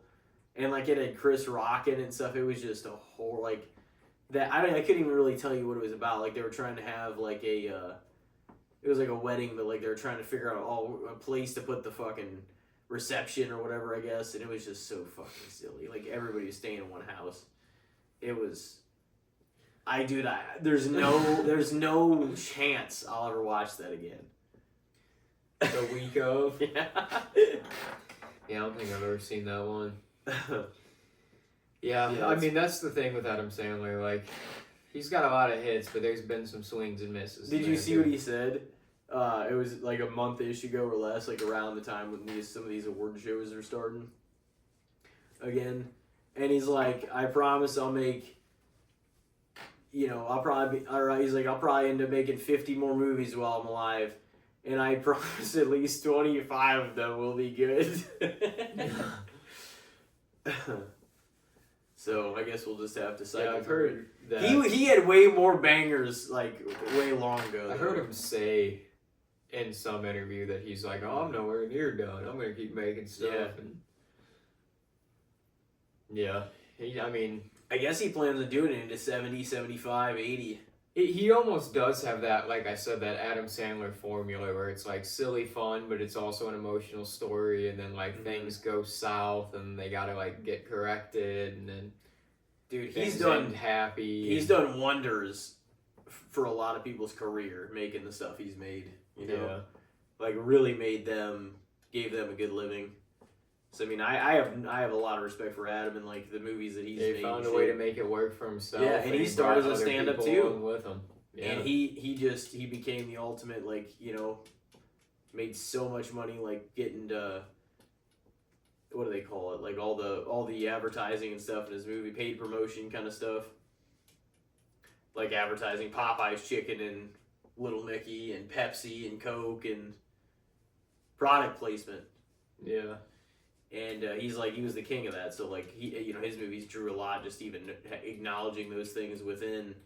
But there was just a crowd that would always come see him. You could make these like $15 $1 million comedies, and then they make $40 million. It's like if they're gonna be a comedy that makes 2.5 times its budget, why would you just bang out an enormous amount of them? You know? Yeah. And he did, and his just were hit after hit, like even financially, even if they weren't critically, you know, which they never really were. Only a few of them. The Wedding Singer got good reviews. Happy Gilmore got good reviews. Funny People did with Seth Rogen and them. Yeah. And there was another one that was a little more serious called like Bulletproof in 1996 that got good reviews, I want to say. But yeah, I mean, a lot of them just got shat on. Mr. Deeds, Little Nicky, yeah, those Billy are the Madison. more like fun. But those, well, I mean, Happy Gilmore's fun. Yeah. But the original Happy, it wasn't even like positive by a lot, but it was positive by at least a few Rotten Tomatoes points. So it's like that was critically acclaimed, more of one of his best. So I mean, he could. That's the thing about him is like what I was kind of making where we were watching it is that Sandler really can act too. You know, like he's a comedic actor that really knows how to actually act, and you believe him. Like when things don't go his way, and you feel kind of sympathy for him in certain roles. So, he's good at it, and I honestly hope he still makes a lot of shit. Like, grew up watching a lot of that guy's movies. I hope he makes them for another 30 years. You know? I mean, he doesn't seem to be slowing down. No. So, yeah, that was Hey, the more stuff that can keep going from the time that we were growing up and that we remember, it's like the better. Yeah. If you make stuff for us Well, like when we're 60, that would make me so happy. I'd be like, I got to watch this shit for almost my whole life. Yeah. We'll still have our stuff, so we won't feel like old, out of touch bastards completely. Yeah. I've been watching this guy all my life. Yeah. It'd be old as fuck. At that point, people will be like, "This shit." The kids of that day will be like, "What the fuck is this? This is not He'll funny be at making all." this fucking jokes and innuendos. You're like, oh no, dude, he's still got some good stuff. Hustle was definitely one of the better ones though in the Netflix era, I would say. I'm glad that he got to do that because, like I said, it's well known that he's like, that's probably his sport. Like, he's a big basketball guy, so like, for him to be able to make a movie surrounding it, it's kind of like, he really likes hockey too, I think, but like basketball just seems like that's truly Adam Sandler's game, His movies and him and his just comedy has given me so much pleasure throughout the years though, in terms of watching it and showing people these movies, laughing, binging them, family comedies, you get together and watch. Like the 30 and 30 plus however many he's done and like all the stuff he's done. I'm like, he's somebody that it's never like if he has another flop or something that I'm like, oh yeah, that's not a hit at all with me. I will still always check out a lot of his other stuff because he's just given me so much to be entertained by over the years that there's no way I'm going to ever like turn him off completely because just being a fan of the actor at that point too. Like, oh, I'll give it a shot. So like a lot of them, and some of them, of course, like I've still never even tried to really give a shot because they look a little more silly that I just really couldn't watch. But like I don't know if I'll ever watch Jack and Jill. Yeah. I mean, that's got to be at least as bad as The Week Of. I mean, there seems like there's that one. I've seen one scene from Jack and Jill where I'm like, that's pretty damn funny. It seems funny, where it's like they're at like a Knicks game or something, Oh. and Al Pacino's like clearly trying to like bang Jill. Yeah. And shit. It's like that just seems hilarious. Oh, yeah. He's like, Okay. I don't think I've ever met her. Yeah. What's your name? And he's like all into her and shit. Oh, fuck. I'm like, it might be like ridiculously dumb, but like there were some of those Mike Myers movies too, like in the mid to late 2000s, like The Love Guru and just like even the Pentaveret series on Netflix that he had. Like he has his own kind of like just ridiculous, stupid humor that critics are like, this is fucking shit. Yeah. But I know it's dumb, but I have a good time with it. So like it might have potential as one of those movies. I feel like Adam Sandler kind of works in that wheelhouse sometimes too, where it's like, this is just so silly and fucking stupid that it's funny. Oh yeah. Yeah, he's just giving me too many like hits that I thought were entertaining, they were great, or had an influence on my sense of humor growing up, that he can have many, like, as long as, honestly, if he hits on at least one of every three or every other movie that I watch of his, like, that's fine with me, because I'm like, if he can still do that, then he's already got a ton in the bag anyway, you know? Mm-hmm. Yeah. So, I mean, in many ways, like, he might have some of my favorite, easiest watches of almost any actor there is, like, of things that I've seen him in. You know what I mean? Like, there's so many that you can just watch. Yeah. Be entertained by back to back, and he's just done so many of them. Because, yeah, they're, like, similar storytelling, but vastly different stories. And they're easily digestible. They're Yeah. basically all between an hour and a half and an hour 45. So... Anyway, I guess we can transition, talk about 310 to Yuma. Yeah. Set in the 1800s. Like more specifically, 1880s, yeah, probably like 70s or 80s. So like 1884, I think it said. Mm. But yeah, that was a 07 movie. I think I actually saw that it was originally like a 50s Western, 310 to Yuma. Yeah. And it was kind of like remade in the modern era. But it was cool because it really did feel like a classic Western with like modern cinematics and actors and stuff. Yeah, modern cinematic stars and kind of storyline. Yeah, I enjoyed that one quite a bit. I had never seen that. Been out for a long time, longer than I thought even. Yeah. Christian Bale, Russell Crowe. Like you said, there was a lot of just those moments of like the classic Western, like yeah, like somebody walks outside, just you never knowing when somebody's gonna get offed. Or yeah, just quick drawing a pistol and just taking out like 5 guys. Just like, and there was so much like foolery on when you thought somebody was gonna get away, and then the other guys were in on it. And they kind of set it up, and they're like, well, this is how we survive. Yeah. And I was like, man, like, it kind of, like, snags it back and forth, like, which way you think it's going to go before it's over. So I really did enjoy that about it, too. It was an entertaining watch to me. I mean, I had thought about watching some of the classic, like, even some of the old school, like, Clint Eastwood Western movies. I thought about watching some of those. Like the one that Quentin Tarantino put over, too. He's like, oh, this is one of the best or the most perfect. Of course, you know how he is, too. But he's like, this is the most perfect trilogy of all time. Like, the good, the bad, and the ugly, A Fistful of Dollars, and just like that Clint Eastwood trilogy, you know? Yeah. I forget, it was good. I think the Fistful of Dollars was second, because he said it was the one that expounded upon the previous, the best of any trilogy he'd ever seen. Like, as in, 2 took it up a complete notch after 1, and 3 took it up, like, a considerable notch above 2. And he says that he feels like, and this point I actually get, I think he's an artist, and I think he's a genius, but he's also a little nuts, like a lot of them are, you know? Oh, yeah. But he seems like but I do trust his opinion on certain things, too, and I kind of can at least see where he's coming from, even if I don't fully agree, as I'm sure you probably do, too, but I'm thinking about watching it anyway because I'm like some I mean, of it's those his I've never era seen. too, you know. Well, those were That's even when he before was his era. like probably Or, like, a when he was- kid, yeah, though. yeah. He was like watching and getting or into those that were shit. within the last 10 years before he was born. Yeah. But he also is a student, so like he went back and watched a ton of stuff from the 30s, 40s, 50s, you know what I mean, even stuff he wasn't around for. But he said it was the first one I forget, I think it was, and then it was A Fistful of Dollars and The Good, the Bad, and the Ugly.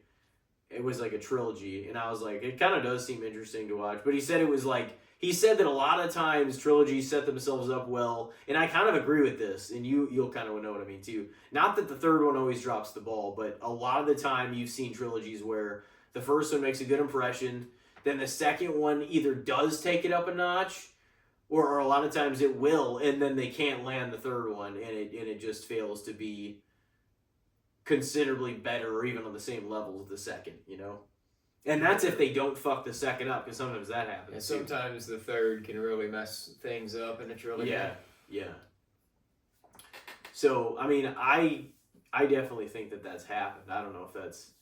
He said that was like the most perfect trilogy he'd ever seen from what it did. Which, honestly, they should build upon the last one if they're truly trying to, like, change the needle. Move the needle, you know what I mean? But yeah, I mean, there is some, but anyways, no, Westerns are pretty cool. And like, as I get older, I'm like, I'm sure when I was younger, just to be a little shit anyway, I'd be like, I'm not watching some of that old fucking country shit.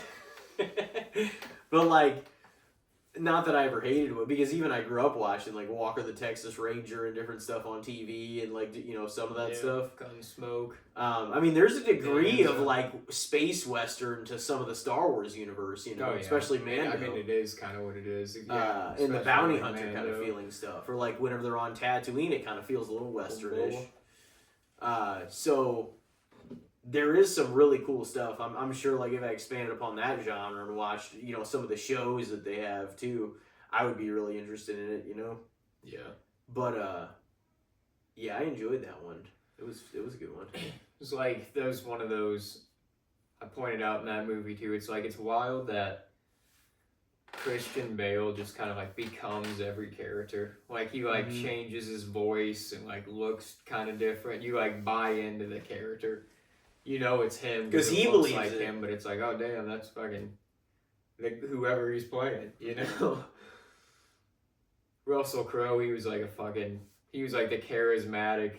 That was like that era where criminals had like a name. It's like, oh, like John Dillinger was like a bad son of a bitch, and Jesse James, and like there was an era where criminals they were something. Yeah. They were these clean cut, charismatic, smooth. Oh, he's just robbing the register clean again. Oh, he's robbing the train. Yeah, he like robbed everybody knew him in town. Wagon trains, like 21 in a row or whatever. Yeah. But he was like also a cold-blooded killer and shit too. Like didn't think twice to kill somebody. That was the era of Russell Crowe too, like between Gladiator and Unhinged Russell Crowe, where he was like starting to get a little thicker and look a little more like the Russell Crowe we know, but he wasn't to that stage. But he was not as young and clean cut and fit as Gladiator like Russell Crowe. Yeah, he added on quite a bit. A few more cheeseburgers a year. Yeah, he I seen a meme of him before. It was like me at 21. Whenever I was really into fitness, and it was like me at 35 whenever I was really into wings, and whenever I discovered I was more into wings and beer, and it's like him now and shit. That's funny. Russell Crowe, he's been in a lot of legendary stuff though, man. Yeah, that's the thing. Like I kind of respect it though, because he don't give a fuck, man. He's like, yeah, I don't care. Like, I mean, if he really wanted to lose lose that it, era, and I he'd have lose this it. era. Yeah. Oh yeah, where he was like, everybody's like, oh, they're like, oh man. Yeah. He was like the guy. Kal-El, he was Superman's dad. Or was that, I don't know. Yeah. And the comic fans be like, what the fuck are you talking about? No, I think it's Kal-El. And then the original Superman, the movie with Christopher Reeves, his dad was Kal-El was Marlon Brando. Mm-hmm. Legendary. I might have to watch those again one of these days too. I got those ones semi-recently. But yeah, 310 to Yuma. It was really cool because it had the modern action flair, but it really did feel like an old classic Western, and they were just readapting. And I think it was clever enough to make itself stand alone without being compared directly to any of the previous Westerns, you know? Yeah. So, yeah. Yeah, another couple of good watches. Another good round. We'll have to revisit that the this or that segment though on all the films that we watched again. Collect them all because that's a good one. And then I mean obviously if we do that somewhat soon or even whenever, we don't even have to hold it off. We don't want to. But yeah, that's always fun to kind of bring stuff back and just kind of lay them in a new format. Talk about what we like the most and pick what stuck out. Yeah. I guess, do you want to give each other the next ones? Yeah. Sounds good. You got yours prepared? I think so, yeah. Is it my turn to give you? You can go first. Okay. I think I'm just going to throw it out there. I've been talking about giving it to you for a little bit. And, how about this one? Malcolm X. Denzel Washington interpretation of Malcolm X. I've only seen this once, but it's a Spike Lee directed biographical epic starring Denzel Washington as the influential black nationalist leader, chronicling his life from a small-time criminal to a Nation of Islam minister and civil rights icon, earning Washington an Academy Award nomination for his performance. So they just kind of talk about his life and his biopic, and I guess it kind of ends obviously after his assassination. And I'm trying to remember it, but I've only seen it once, and that was coming on 10 years ago now. It wasn't long after I moved to Florida that I watched it. It's gonna be it's definitely a dense movie, but of course Denzel playing him, Spike Lee movie. It was well made, well crafted. I think it's definitely one of the more historically accurate ones, more along, probably the 90% accurate as things happen percentile thing. It's obviously, there's a lot of things that are always embellished in history, and they'll kind of fit events. Oh, this happened around then. They'll kind of make the timeline a little more dramatically filled and act like things were closer together maybe than they were. You know what I mean? Yeah. I don't remember all the nuances with this one, but they do that sometimes just to where they can kind of create the most enticing watch on the big screen instead of, But yeah, it's kind of like what you were talking about, how a lot of the biopics are really, of course, it's Black History Month too, so, throw that one out there. Fitting. Yeah. But you take a look at Denzel, especially younger Denzel, and he looks a lot like Malcolm X too, and so I'm I do think he was by far the best, especially the age that he was, choice to play him, and that came out in 1992. So that's going to be a solid 3 hour, 20-minute watch. That's real long. Yeah, but I figured it'd been on the list for a little bit, so I was I'll throw it out sooner or later, and why not February? Of course, if we do another review next week, we'll have we'll give each other even more movies then. But I was we'll be able to make it work either way, and kind of I'm really curious because 10 years later, especially now that how my mind is more developed on analyzing this stuff and us watching movies and kind of our takeaways. So I am really curious to see it again, even though it's definitely going to have to be a gotta pay attention if you're going to watch something that long. Yeah. But anyway, what do you got for me? Historical biopic? Well, I'm going to send it down the classic movie route. I don't feel like I've given you one of these, actually. Oh. But, he's going to give me a fucking, a silent film. Yeah. It's going to go down going to give you a Charlie Chaplin classic. Is it the Great Dictator?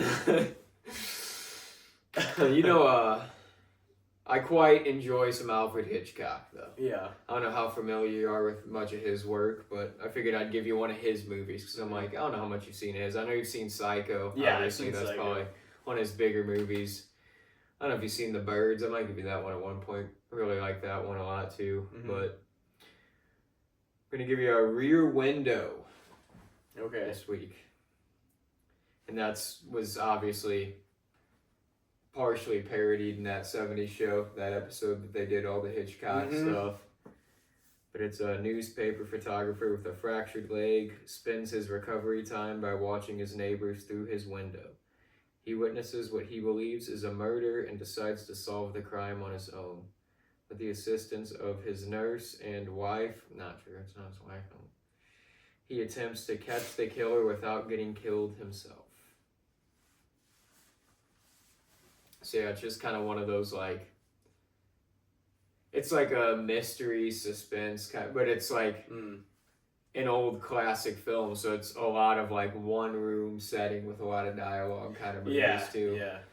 But it's Jimmy Stewart plays the main guy, the main character. He played James Bailey in It's a Wonderful Life. The main guy. Oh, he's in it? He's the main guy. In Oh, wow. Yeah. Wow, okay. Yeah, that'll be interesting. Even Malcolm X is, I mean, if that was a 92 release, that's coming up on 35 years since that thing came out. Yeah. That's great. They've done a lot of stuff together, Spike Lee and Denzel. And, I don't think I'd seen The Birds either. I'd seen Psycho. Yeah, I'm kind of like, I just got really into Hitchcock for a while, and so I've checked out a lot of his stuff, and he's just kind of like one of those directors for me now where I'm like, oh yeah, I like him. They worked The Birds into that 70s show episode too. Oh yeah, that was one. It was The Birds, Vertigo, Rear Window, and Psycho, I think, were the four that they put in that episode.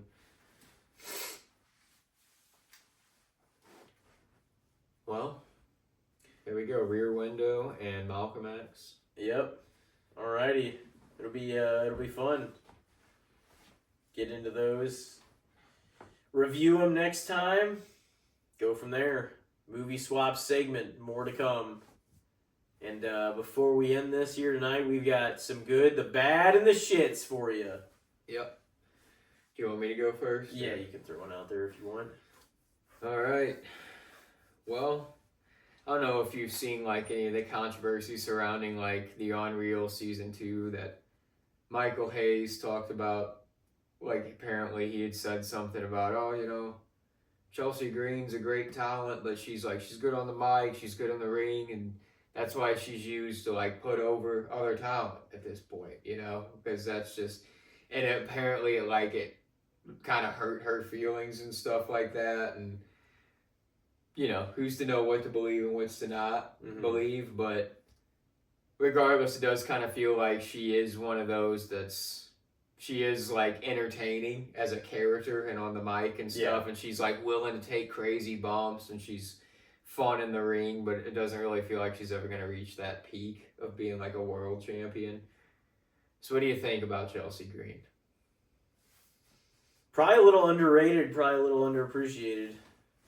Yeah. Because she is pretty talented, I think, on the mic and as a character. Definitely, like, more... That's something I don't understand. And I'm not saying, like, the ones that are elevated to the women's title picture, world title picture, aren't talented, but why isn't she in that realm at least, especially in, like, in a slot where she was, where she's, like, feuding over the mid-card title? Well, she'll probably still be in that situation, but like she'll probably never be elevated past that. That's crazy. Why? There's more people that she's over with than some of these other women, I feel like.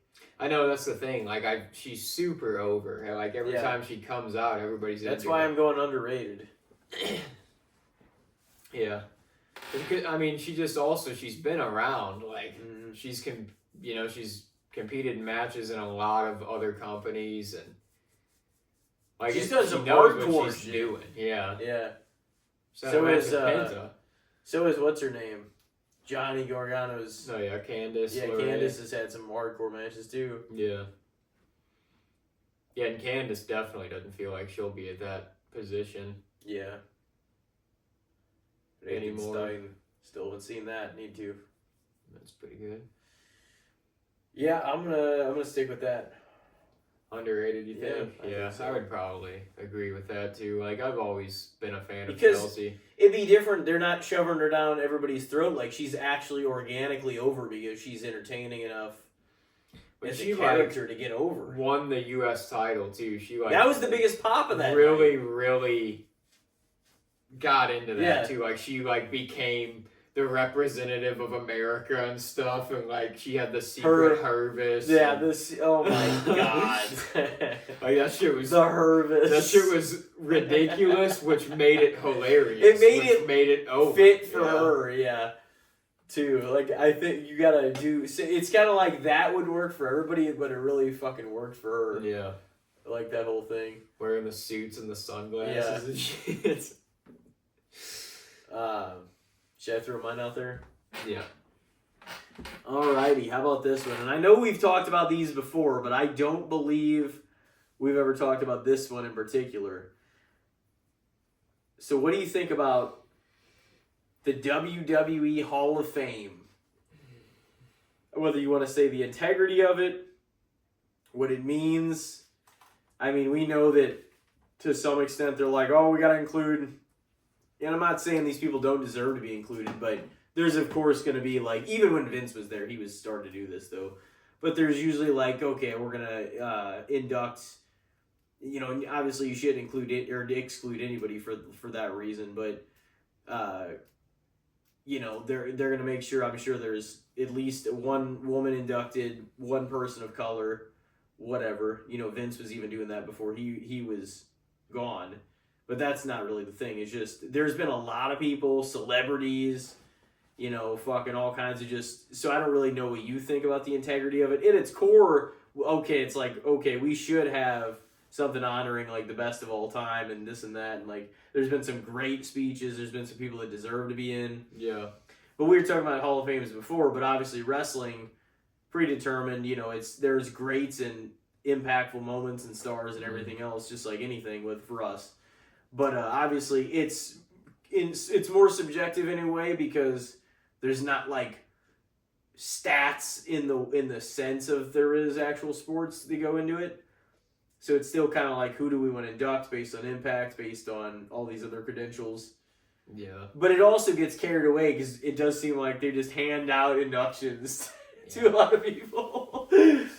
So I'll let you say. But yeah, I would probably. I mean, just the WWE Hall of Fame as a whole, I definitely think it should exist. It certainly deserves to have a Hall of Fame, and but I would probably say a little overrated currently, just because of the integrity of it. Tops, I think there should be 3 people inducted a year, because that makes it feel a little more oh, this is special, this is a real, they have the headliner and then 6 other people every year. It's this is too much. Dude, they've had 8 people back in the day. Yeah, maybe more. For that reason alone, it's there's a lot of people that probably don't deserve to be in there, and so I'd probably say a little overrated, not because I don't think it doesn't deserve to exist, and that a handful of the inductees, obviously, most every headliner of their year clearly deserves to be in there. But, definitely. There's just a handful of... They just toss them out by the handful every year. It's every year there's at least the top guy or whoever, and then the second biggest star. A little bit of a wow, this means something. Yeah, exactly. Instead of just all right, let's fill the group, the class up. Yeah. You know what I mean? So I mean, if you make it 3 a year, it would feel like it was something. Mm-hmm. And besides, you can't keep inducting that many people because then people will really get in that don't deserve it. Yeah. It's you want it to have some integrity. I don't think it means much without integrity. No. Yeah, it's just, it feels like they're oh. like this guy got over with the crowd. Yeah. He was in there for a handful of years. It's like the celebrities. It's literally like they only had to be in one thing, or like and then guest host. He was at ringside for this event 30 years ago. What are we talking He's in. That's pretty much what some of them are. Yeah. He came out and he punched Trump's Rick in. Rude in the face. Yeah, Trump's in there. Drew Carey's in Isn't there. Kid Mike Rock Tyson's in in there? there. Dude, and then Lemmy. Oh no, Lemmy is in actually. He fucking deserves it because he wrote like all Triple H's songs. Yeah. Except the Jim Johnson one. It. Yeah, Lemmy did. I think Floyd Mayweather in it too. Yeah, he probably that shit? is. I mean, he was in a WrestleMania match. But there is a lot of people like that are Knoxville, is he in there? He'll probably get in there. He was in a Mania match. in there. Yeah. Bad Bunny, he'll get in there. Mr. T is definitely in there. Yeah, he's in there. Yeah, because he had that fucking speech. Remember that? Yeah. And your mama. You gotta love your mama. Let me tell you something about your mama, man. And he just went on saying your mama like for like 15 minutes. It's like, dude, nobody wanted your speech to be this long. Now we gotta rush these other people along. It was legendary for being as bad as it was, though. Yeah, it sounds like something though. Yeah, but I'm gonna say a little overrated. I I'd think. probably agree with that. Usually, even the second biggest name that gets in a class deserves to more than likely get in too. But it does get to the point where there's like, well, we gotta have a tag team, we gotta have this wrestler, we gotta have, Yeah. And not that some of them don't deserve to be in, but it does overload the class to kind of bring down what it actually means to get in my opinion. Yeah. Yeah, I'd agree. Just, you don't need to fucking fill out a class every year. Mm-hmm. It's too much, man. Yeah. All right. Well, taking another direction here. What do you think about easing into your mornings before work or activities? I really wish I could ease into the mornings before Giving work. yourself some time, chilling, watching something, sipping some coffee. My problem is I'm so used to getting ready with not that much time now. I would almost feel too anxious to enjoy my time in the morning. I would be able to if it started a little later because then I would just kind of get up, you know what I mean, a little later, but also I think I'd be able to set aside some time and do it. Yeah. But I think now it's like even if I have 30 minutes, like I'll just be sitting there like kind of enjoying it, but just constantly looking at the clock and making sure my timing's still good. So, yeah. I think I'm the same because I work early anyway. So, like, I want to get as much sleep as I can. And so I leave myself enough time to, like, I got to move quick, but decently, comfortably, like, be able to do everything I got to do in the morning and get to work. But I still have to be, like, on the ball. yeah. But, like, dude, my dad, it doesn't matter what time he's got to work. Like, what time his day has to start. Like, he'll just adjust. He's like, oh, well, I'll wake up at fucking 3 a.m. then. And then he'll give himself that amount of time to be able to, like, just sit in the morning and ease in and drink his coffee and, like, do his stuff, read or whatever. It's like... I would save myself so much stress if I didn't have to, like, rush and put so much like pent up just stress into like, oh my god, I gotta make everything happen in such a small window. It's also wanting to have as much time as you can in the evening too. Like I want to give myself time in the back end more than I want to give myself time in the front end. You know what I mean? It's like my dad. He's always, I'll just go to bed at 8:30 on the week. Then that way I can get up at 3:30. Yeah, but I don't want to do that. I obviously can't make it near as late as I once did because my body's just on that schedule of going to bed earlier and waking up earlier. Because you get off reasonably early sometimes, like early enough to maybe take a nap. If I did that, I would maybe consider doing it. But if I'm not getting off and home until 2:30 or 3, then at that point, it seems pretty like it's gonna do me less of a service to try to take a nap. Like unless I'm ungodly tired, you know what I mean? Which, because like I never do now, because I'm like, if I'm not home until 3, you know, I don't want to be taking a nap and then I'm out till 5, and then I have to kind of get back in the night just to wind down again by 9:30 or 10. Yeah. You know what I mean? So I'm like, if I get off earlier, so even if I worked 4 a.m.s, I would always feel like I had to, and then you just were kind of getting robbed of the time you had extra anyway, because like you would just come home and nap. You know what I mean? So it's kind of like you're just replacing it towards the second part of your day instead of. So I'm like, if I'm getting off at 3, it's the perfect amount of. All right, well I'm gonna still stay up until at least like there are nights I'll wind down at like 8 even, but then commonly it's not until 10. So I'm like I'll still get like 7 hours of doing whatever I want to do. Sometimes more than that even, you know. Yeah. Sometimes less. Sometimes I'll pass out really early if I really need it. But I'm also just feels nice sometimes. It's a bad spot to be in sometimes, but I'm also used to not saying I guess a bad spot, but it's this like the cycle of things, your routine. If I'm used to not getting that much sleep and then like, oh, I gotta rush out the door, let's do this real quick. But you're also just moving constantly, and you always convince yourself that you have, you know, you're like, oh, I can just lay down for this next 15 minutes and get up a little later. It's just like, it doesn't really do that much for you, but you're convinced if you do, you might wake back up in 15 minutes or 10 feeling better. I'll feel completely refreshed then. Yeah. Yeah. I do that with naps sometimes. Like, I don't give myself that time in the morning because, like, when my alarm goes off, I gotta get going. But, yeah, like... I should. And... I wouldn't have to rush as much if I actually got up at 4:30. Yeah. Instead of pushing it to, like, 4:50 or later. Yeah. With naps, though, like, if I know that I have some time in the evening... Even if, like, I want to get up, I'll be like, just snooze this. I can mess with just 5 minutes to lay here and kind of let myself wake up. Like, what kind of logic is that? You're not gonna wake up. I just don't want to get out of this comfortable spot just yet. I'll just kind of... Mm-hmm.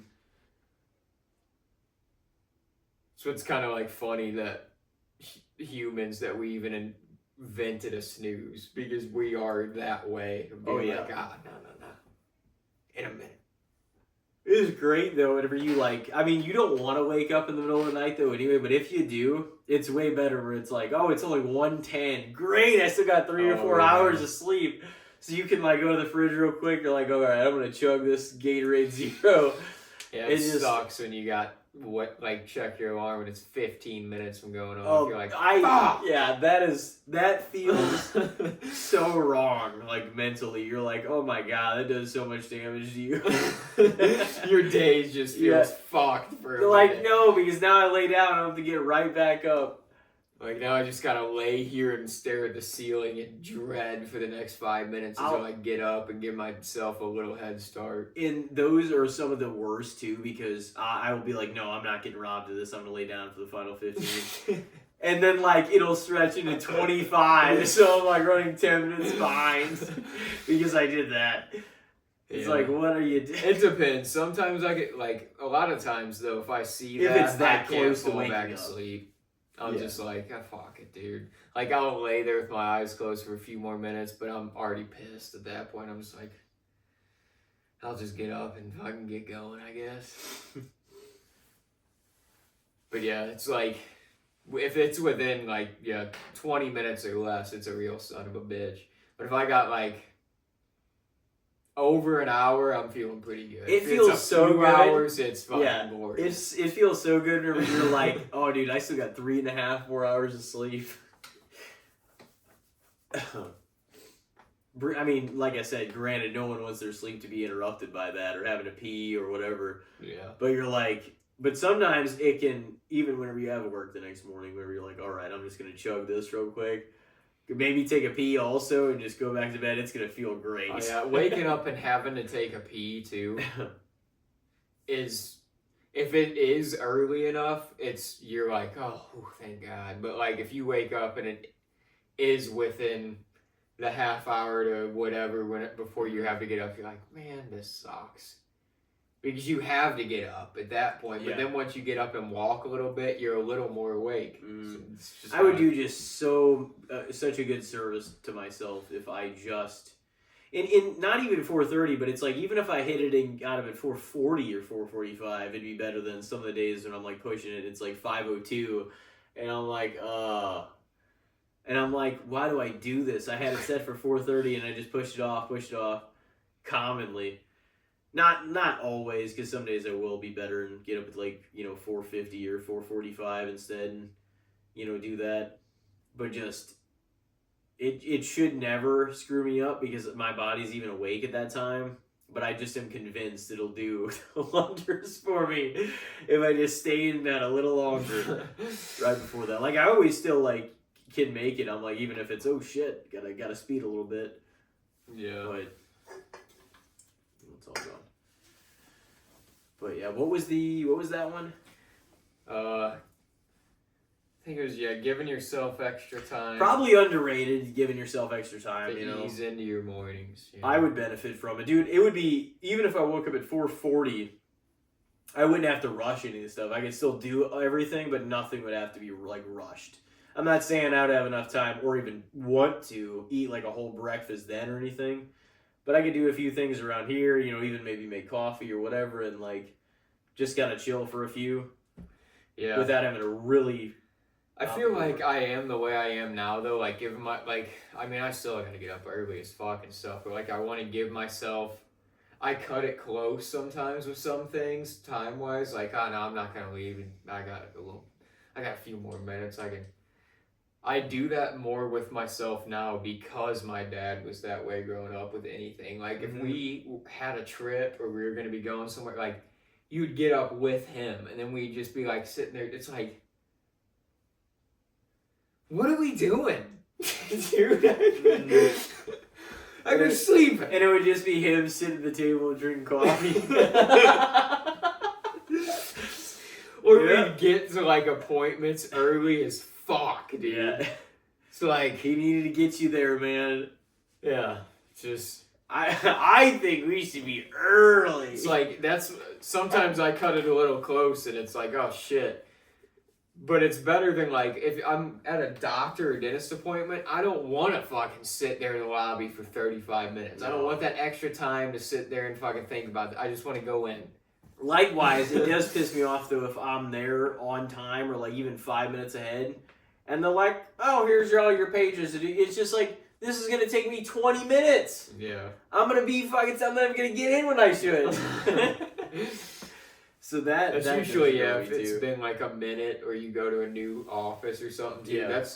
I usually get there early. If I go to a new dentist or doctor or something, because I'm I know they're gonna fucking have me fill out a bunch of bullshit and I'm not gonna know half of it and I'm gonna have to look it up or try to figure it out or go up to the front and be hey, what's this? Fucking like an idiot. What should I fill out for this one? To the lady at the front desk. Yeah. Every damn time. Yeah, you don't want to do that. Yeah, But yeah, a little underrated, I think. I'll give you that. It annoyed me growing up, but well, because I didn't have to fill any of the shit out then. I just mean the Oh, you mean giving extra time to ease into my morning and stuff like that. But it probably does make the day once you get to work or whatever you're doing a little easier because then you feel a little more. I've been up a minute. I'm feeling decent. Woke up and good. Sometimes I'm still shaking off the rust whenever I get to work. I'm Yeah. Oh, that makes sense. Yeah, you'll still do that. Even whenever I get enough sleep, though, it still pisses me off. Or something catches you off guard first thing in the morning, is going wrong that you didn't expect, and you're I made the time this morning. I'm just an absolute I'm looking for it to be perfect. I mean, not even necessarily perfect, but I'm just I'm why does something have to go wrong? Like I'm like I got ready, I made the time, I did all this stuff. Like so you just don't want to be blindsided by something going wrong. But I mean that is life, you know. Yeah. So it's like you never know. But sometimes that'll happen. Like I'm like, oh, I did this. Oh no, of course today when you're a little ahead of the universe, if anything, or and if not on par, this is gonna go wrong over here. Whenever you're rushing, that's bad enough. So that's your punishment. Fuck. Sometimes it all just dumps shit Yeah, on that's true. But at least then you're kind of prepared for shittiness because you already had a flustered morning getting ready. You're like, great. So in a way, it's no, not. I'm in traffic. Yeah. So in a way, it's not as punishing because it's already a little kind of shitty. Yeah. If that makes sense. Not that it's any better, but. All right, I guess I should throw mine out there. What do you got? This one's actually interesting because I know we were talking about, you know, and I know people with like music collections and stuff like that, and we were talking about the VHSs and getting old tapes and whatnot. What do you think about collecting old school media / technology? You know, like people that collect and still play like Game Boys or, you know, the DSs or, you know, Nick brought over his PS2. Like I played the PS1 and like people are like, oh, let's get back into this old stuff again, you know, just collectively, like all of it. It's how some of it's kind of, you know, forming a comeback and I mean, yeah, people are getting VHSs really are into the old school stuff again. And like obviously vinyls for years now too. Vinyls, yeah. I mean, I got a record player now and vinyls. I had a PS1. Me and Devin did growing up, but like I got it back out in like high school and after when I still lived with my parents and messed with it. So like Tony Hawk Pro Skater and stuff on there, and I still have my DS. I actually have it up at the apartment now. I have like some fun games on there. I have like the Simpsons game on there, I know, and TMNT, and like I think like Madden 08 on there, and just a bunch of.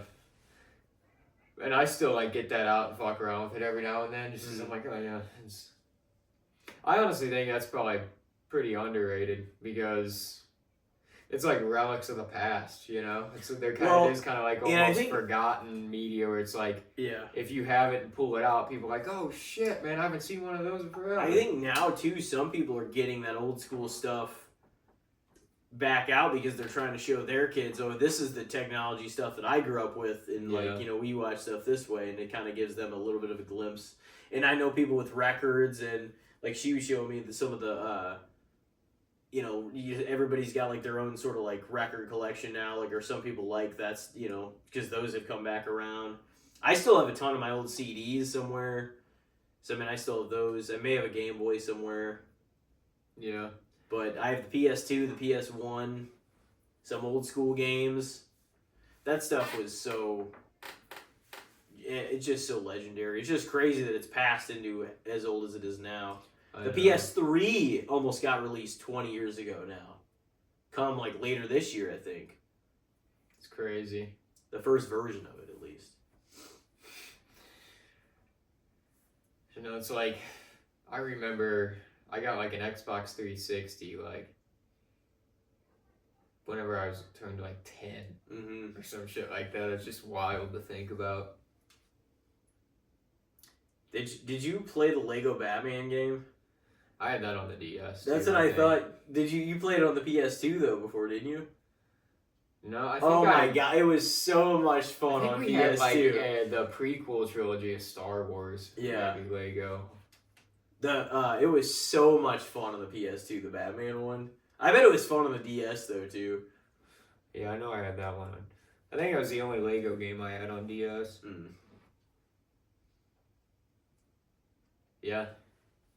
I would probably say underrated though, just because, I mean, I like collecting that stuff anyways though. Like I still collect like DVDs and Blu-rays, and I thought about VHS would be kind of cool to like get an old TV to like be able to watch old physical media. Like there's certain like old movies and like horror films especially that would be like kind of cool on that kind of format. I feel like, or just kind of feel just to like even have on in the background, or something. It kind of does seem kind of, people are gonna be like, what the fuck, like But just thinking about like at a popping in background at a one of those, Halloween party or something, just the vibe, the Yeah. feeling of that kind of just vibe. popping in one of those, just like even the Star Wars trilogy when they re-released them on like a VHS player and watching that, or the Indiana Joneses like that Ethan gave us or gave me. Yeah. But like whenever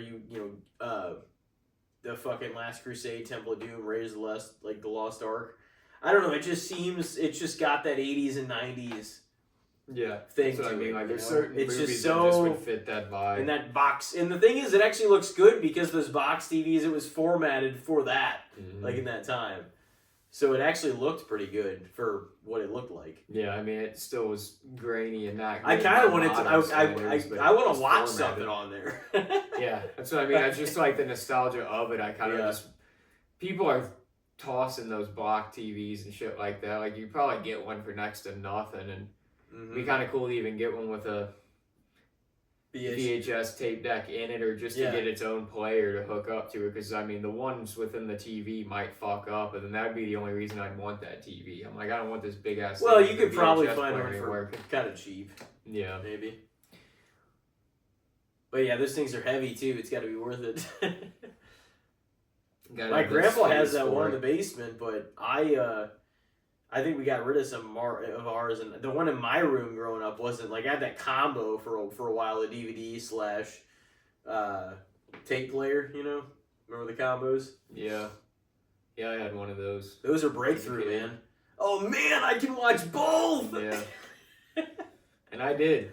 I did too. Yeah. But yeah, just all that kind of stuff is neat. Like all that. But I mean, I kind of like collecting that kind of stuff anyways, so. Do you think even like V-Stock would have one of those TVs with the tape Probably players in not. them? No. I mean, they sell tapes and stuff, but I don't think they sell like actual TVs and things like that. I don't know where you'd be able to get one of those now. Like, I'm sure like estate sales and the places in the mall that like are estate buyers and rummage places, probably you could find them. Like good places like Goodwill and stuff like that. Yeah, I was kind of thinking about that. And I mean, yeah, you could probably go on like Marketplace and shit like that, and people are like, fucking take it.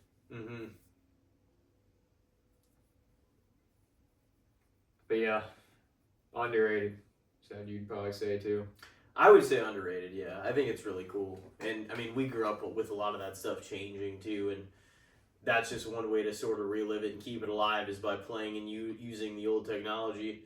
And they're not making a lot of any of it, so it'd be cool to like get some stuff that is essentially unused that still is from that time, because then you can have it for a long, long time.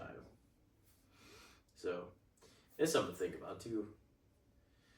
Yeah, it's like I said, it's almost like forgotten or semi-forgotten relics of the past. Like, if you get that stuff now and hold on to it, it'll really start feeling like relics of the past.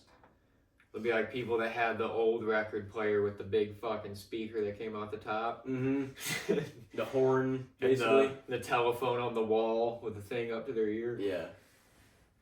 You'd have to talk into it and then put it up to your ear. My grandma had one of those at the house. Fall, it's coming to fucking Netflix. Look at that. Yeah. Crazy. Well, next time we do the movie swap review, we will be talking about Malcolm X, and we'll be talking about Rear Window. Rear Window. What decade was that from? The 60s? 50s. 50s. What year? Do you remember what year it was? I want to say like 54. Yeah, 54. Damn, that's definitely from way back. Alfred Hitchcock, man, the master of suspense. Yep. Well, those should be fun. And obviously we'll give each other new movies when we do that.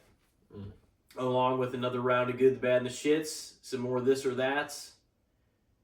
And we hope everybody enjoyed it. We talked a little bit about the Super Bowl again. Once again, congratulations to Sam Darnold. Congrats to the Seahawks. And the Seattle Seahawks. For it's been Nobody a season. saw it coming. No, they didn't. But congrats, because I mean they definitely fucking earned it. And Sam, from what I can tell too, he seems like he carries himself really maturely and good, like on the field and off the field. He never like got a shitty attitude after like really having a reason to be pissed after he was on some of those first teams. Yeah. Or like everybody's still trying to write him off at this point. Yeah, true. So I mean, he got it done. You know, it wasn't just him, but like he was part of it, and they even said, you know, it's a team. It is a team effort, and that defense definitely stepped up too. So yeah, Kenneth Walker, the guy that like sacked the other guys too. Oh, another thing, rest in peace, Brad Arnold. The 3 Doors Down lead singer passed away of kidney cancer just the other day. Entering in with 3 Doors Down music, that was great. But definitely made a lot of bangers through the 2000s decade, even before and after that, you know. Yeah. So he'll be missed. I saw a lot of the rock, you know, bands and groups and singers and artists talking about him and paying homage to him and his passing. It's good to do that. So, yeah, premature, sad. 47. You never know, man. No. But, yeah, R.I.P. Absolutely. Yeah. We'll be back. We'll be back. Another great one to come for you. But this has been episode 216. Thank you for listening on whatever platform you chose to listen and or maybe even watch on YouTube. But thank you for your listenership. We appreciate all of you. We will see you next time, and have a great week.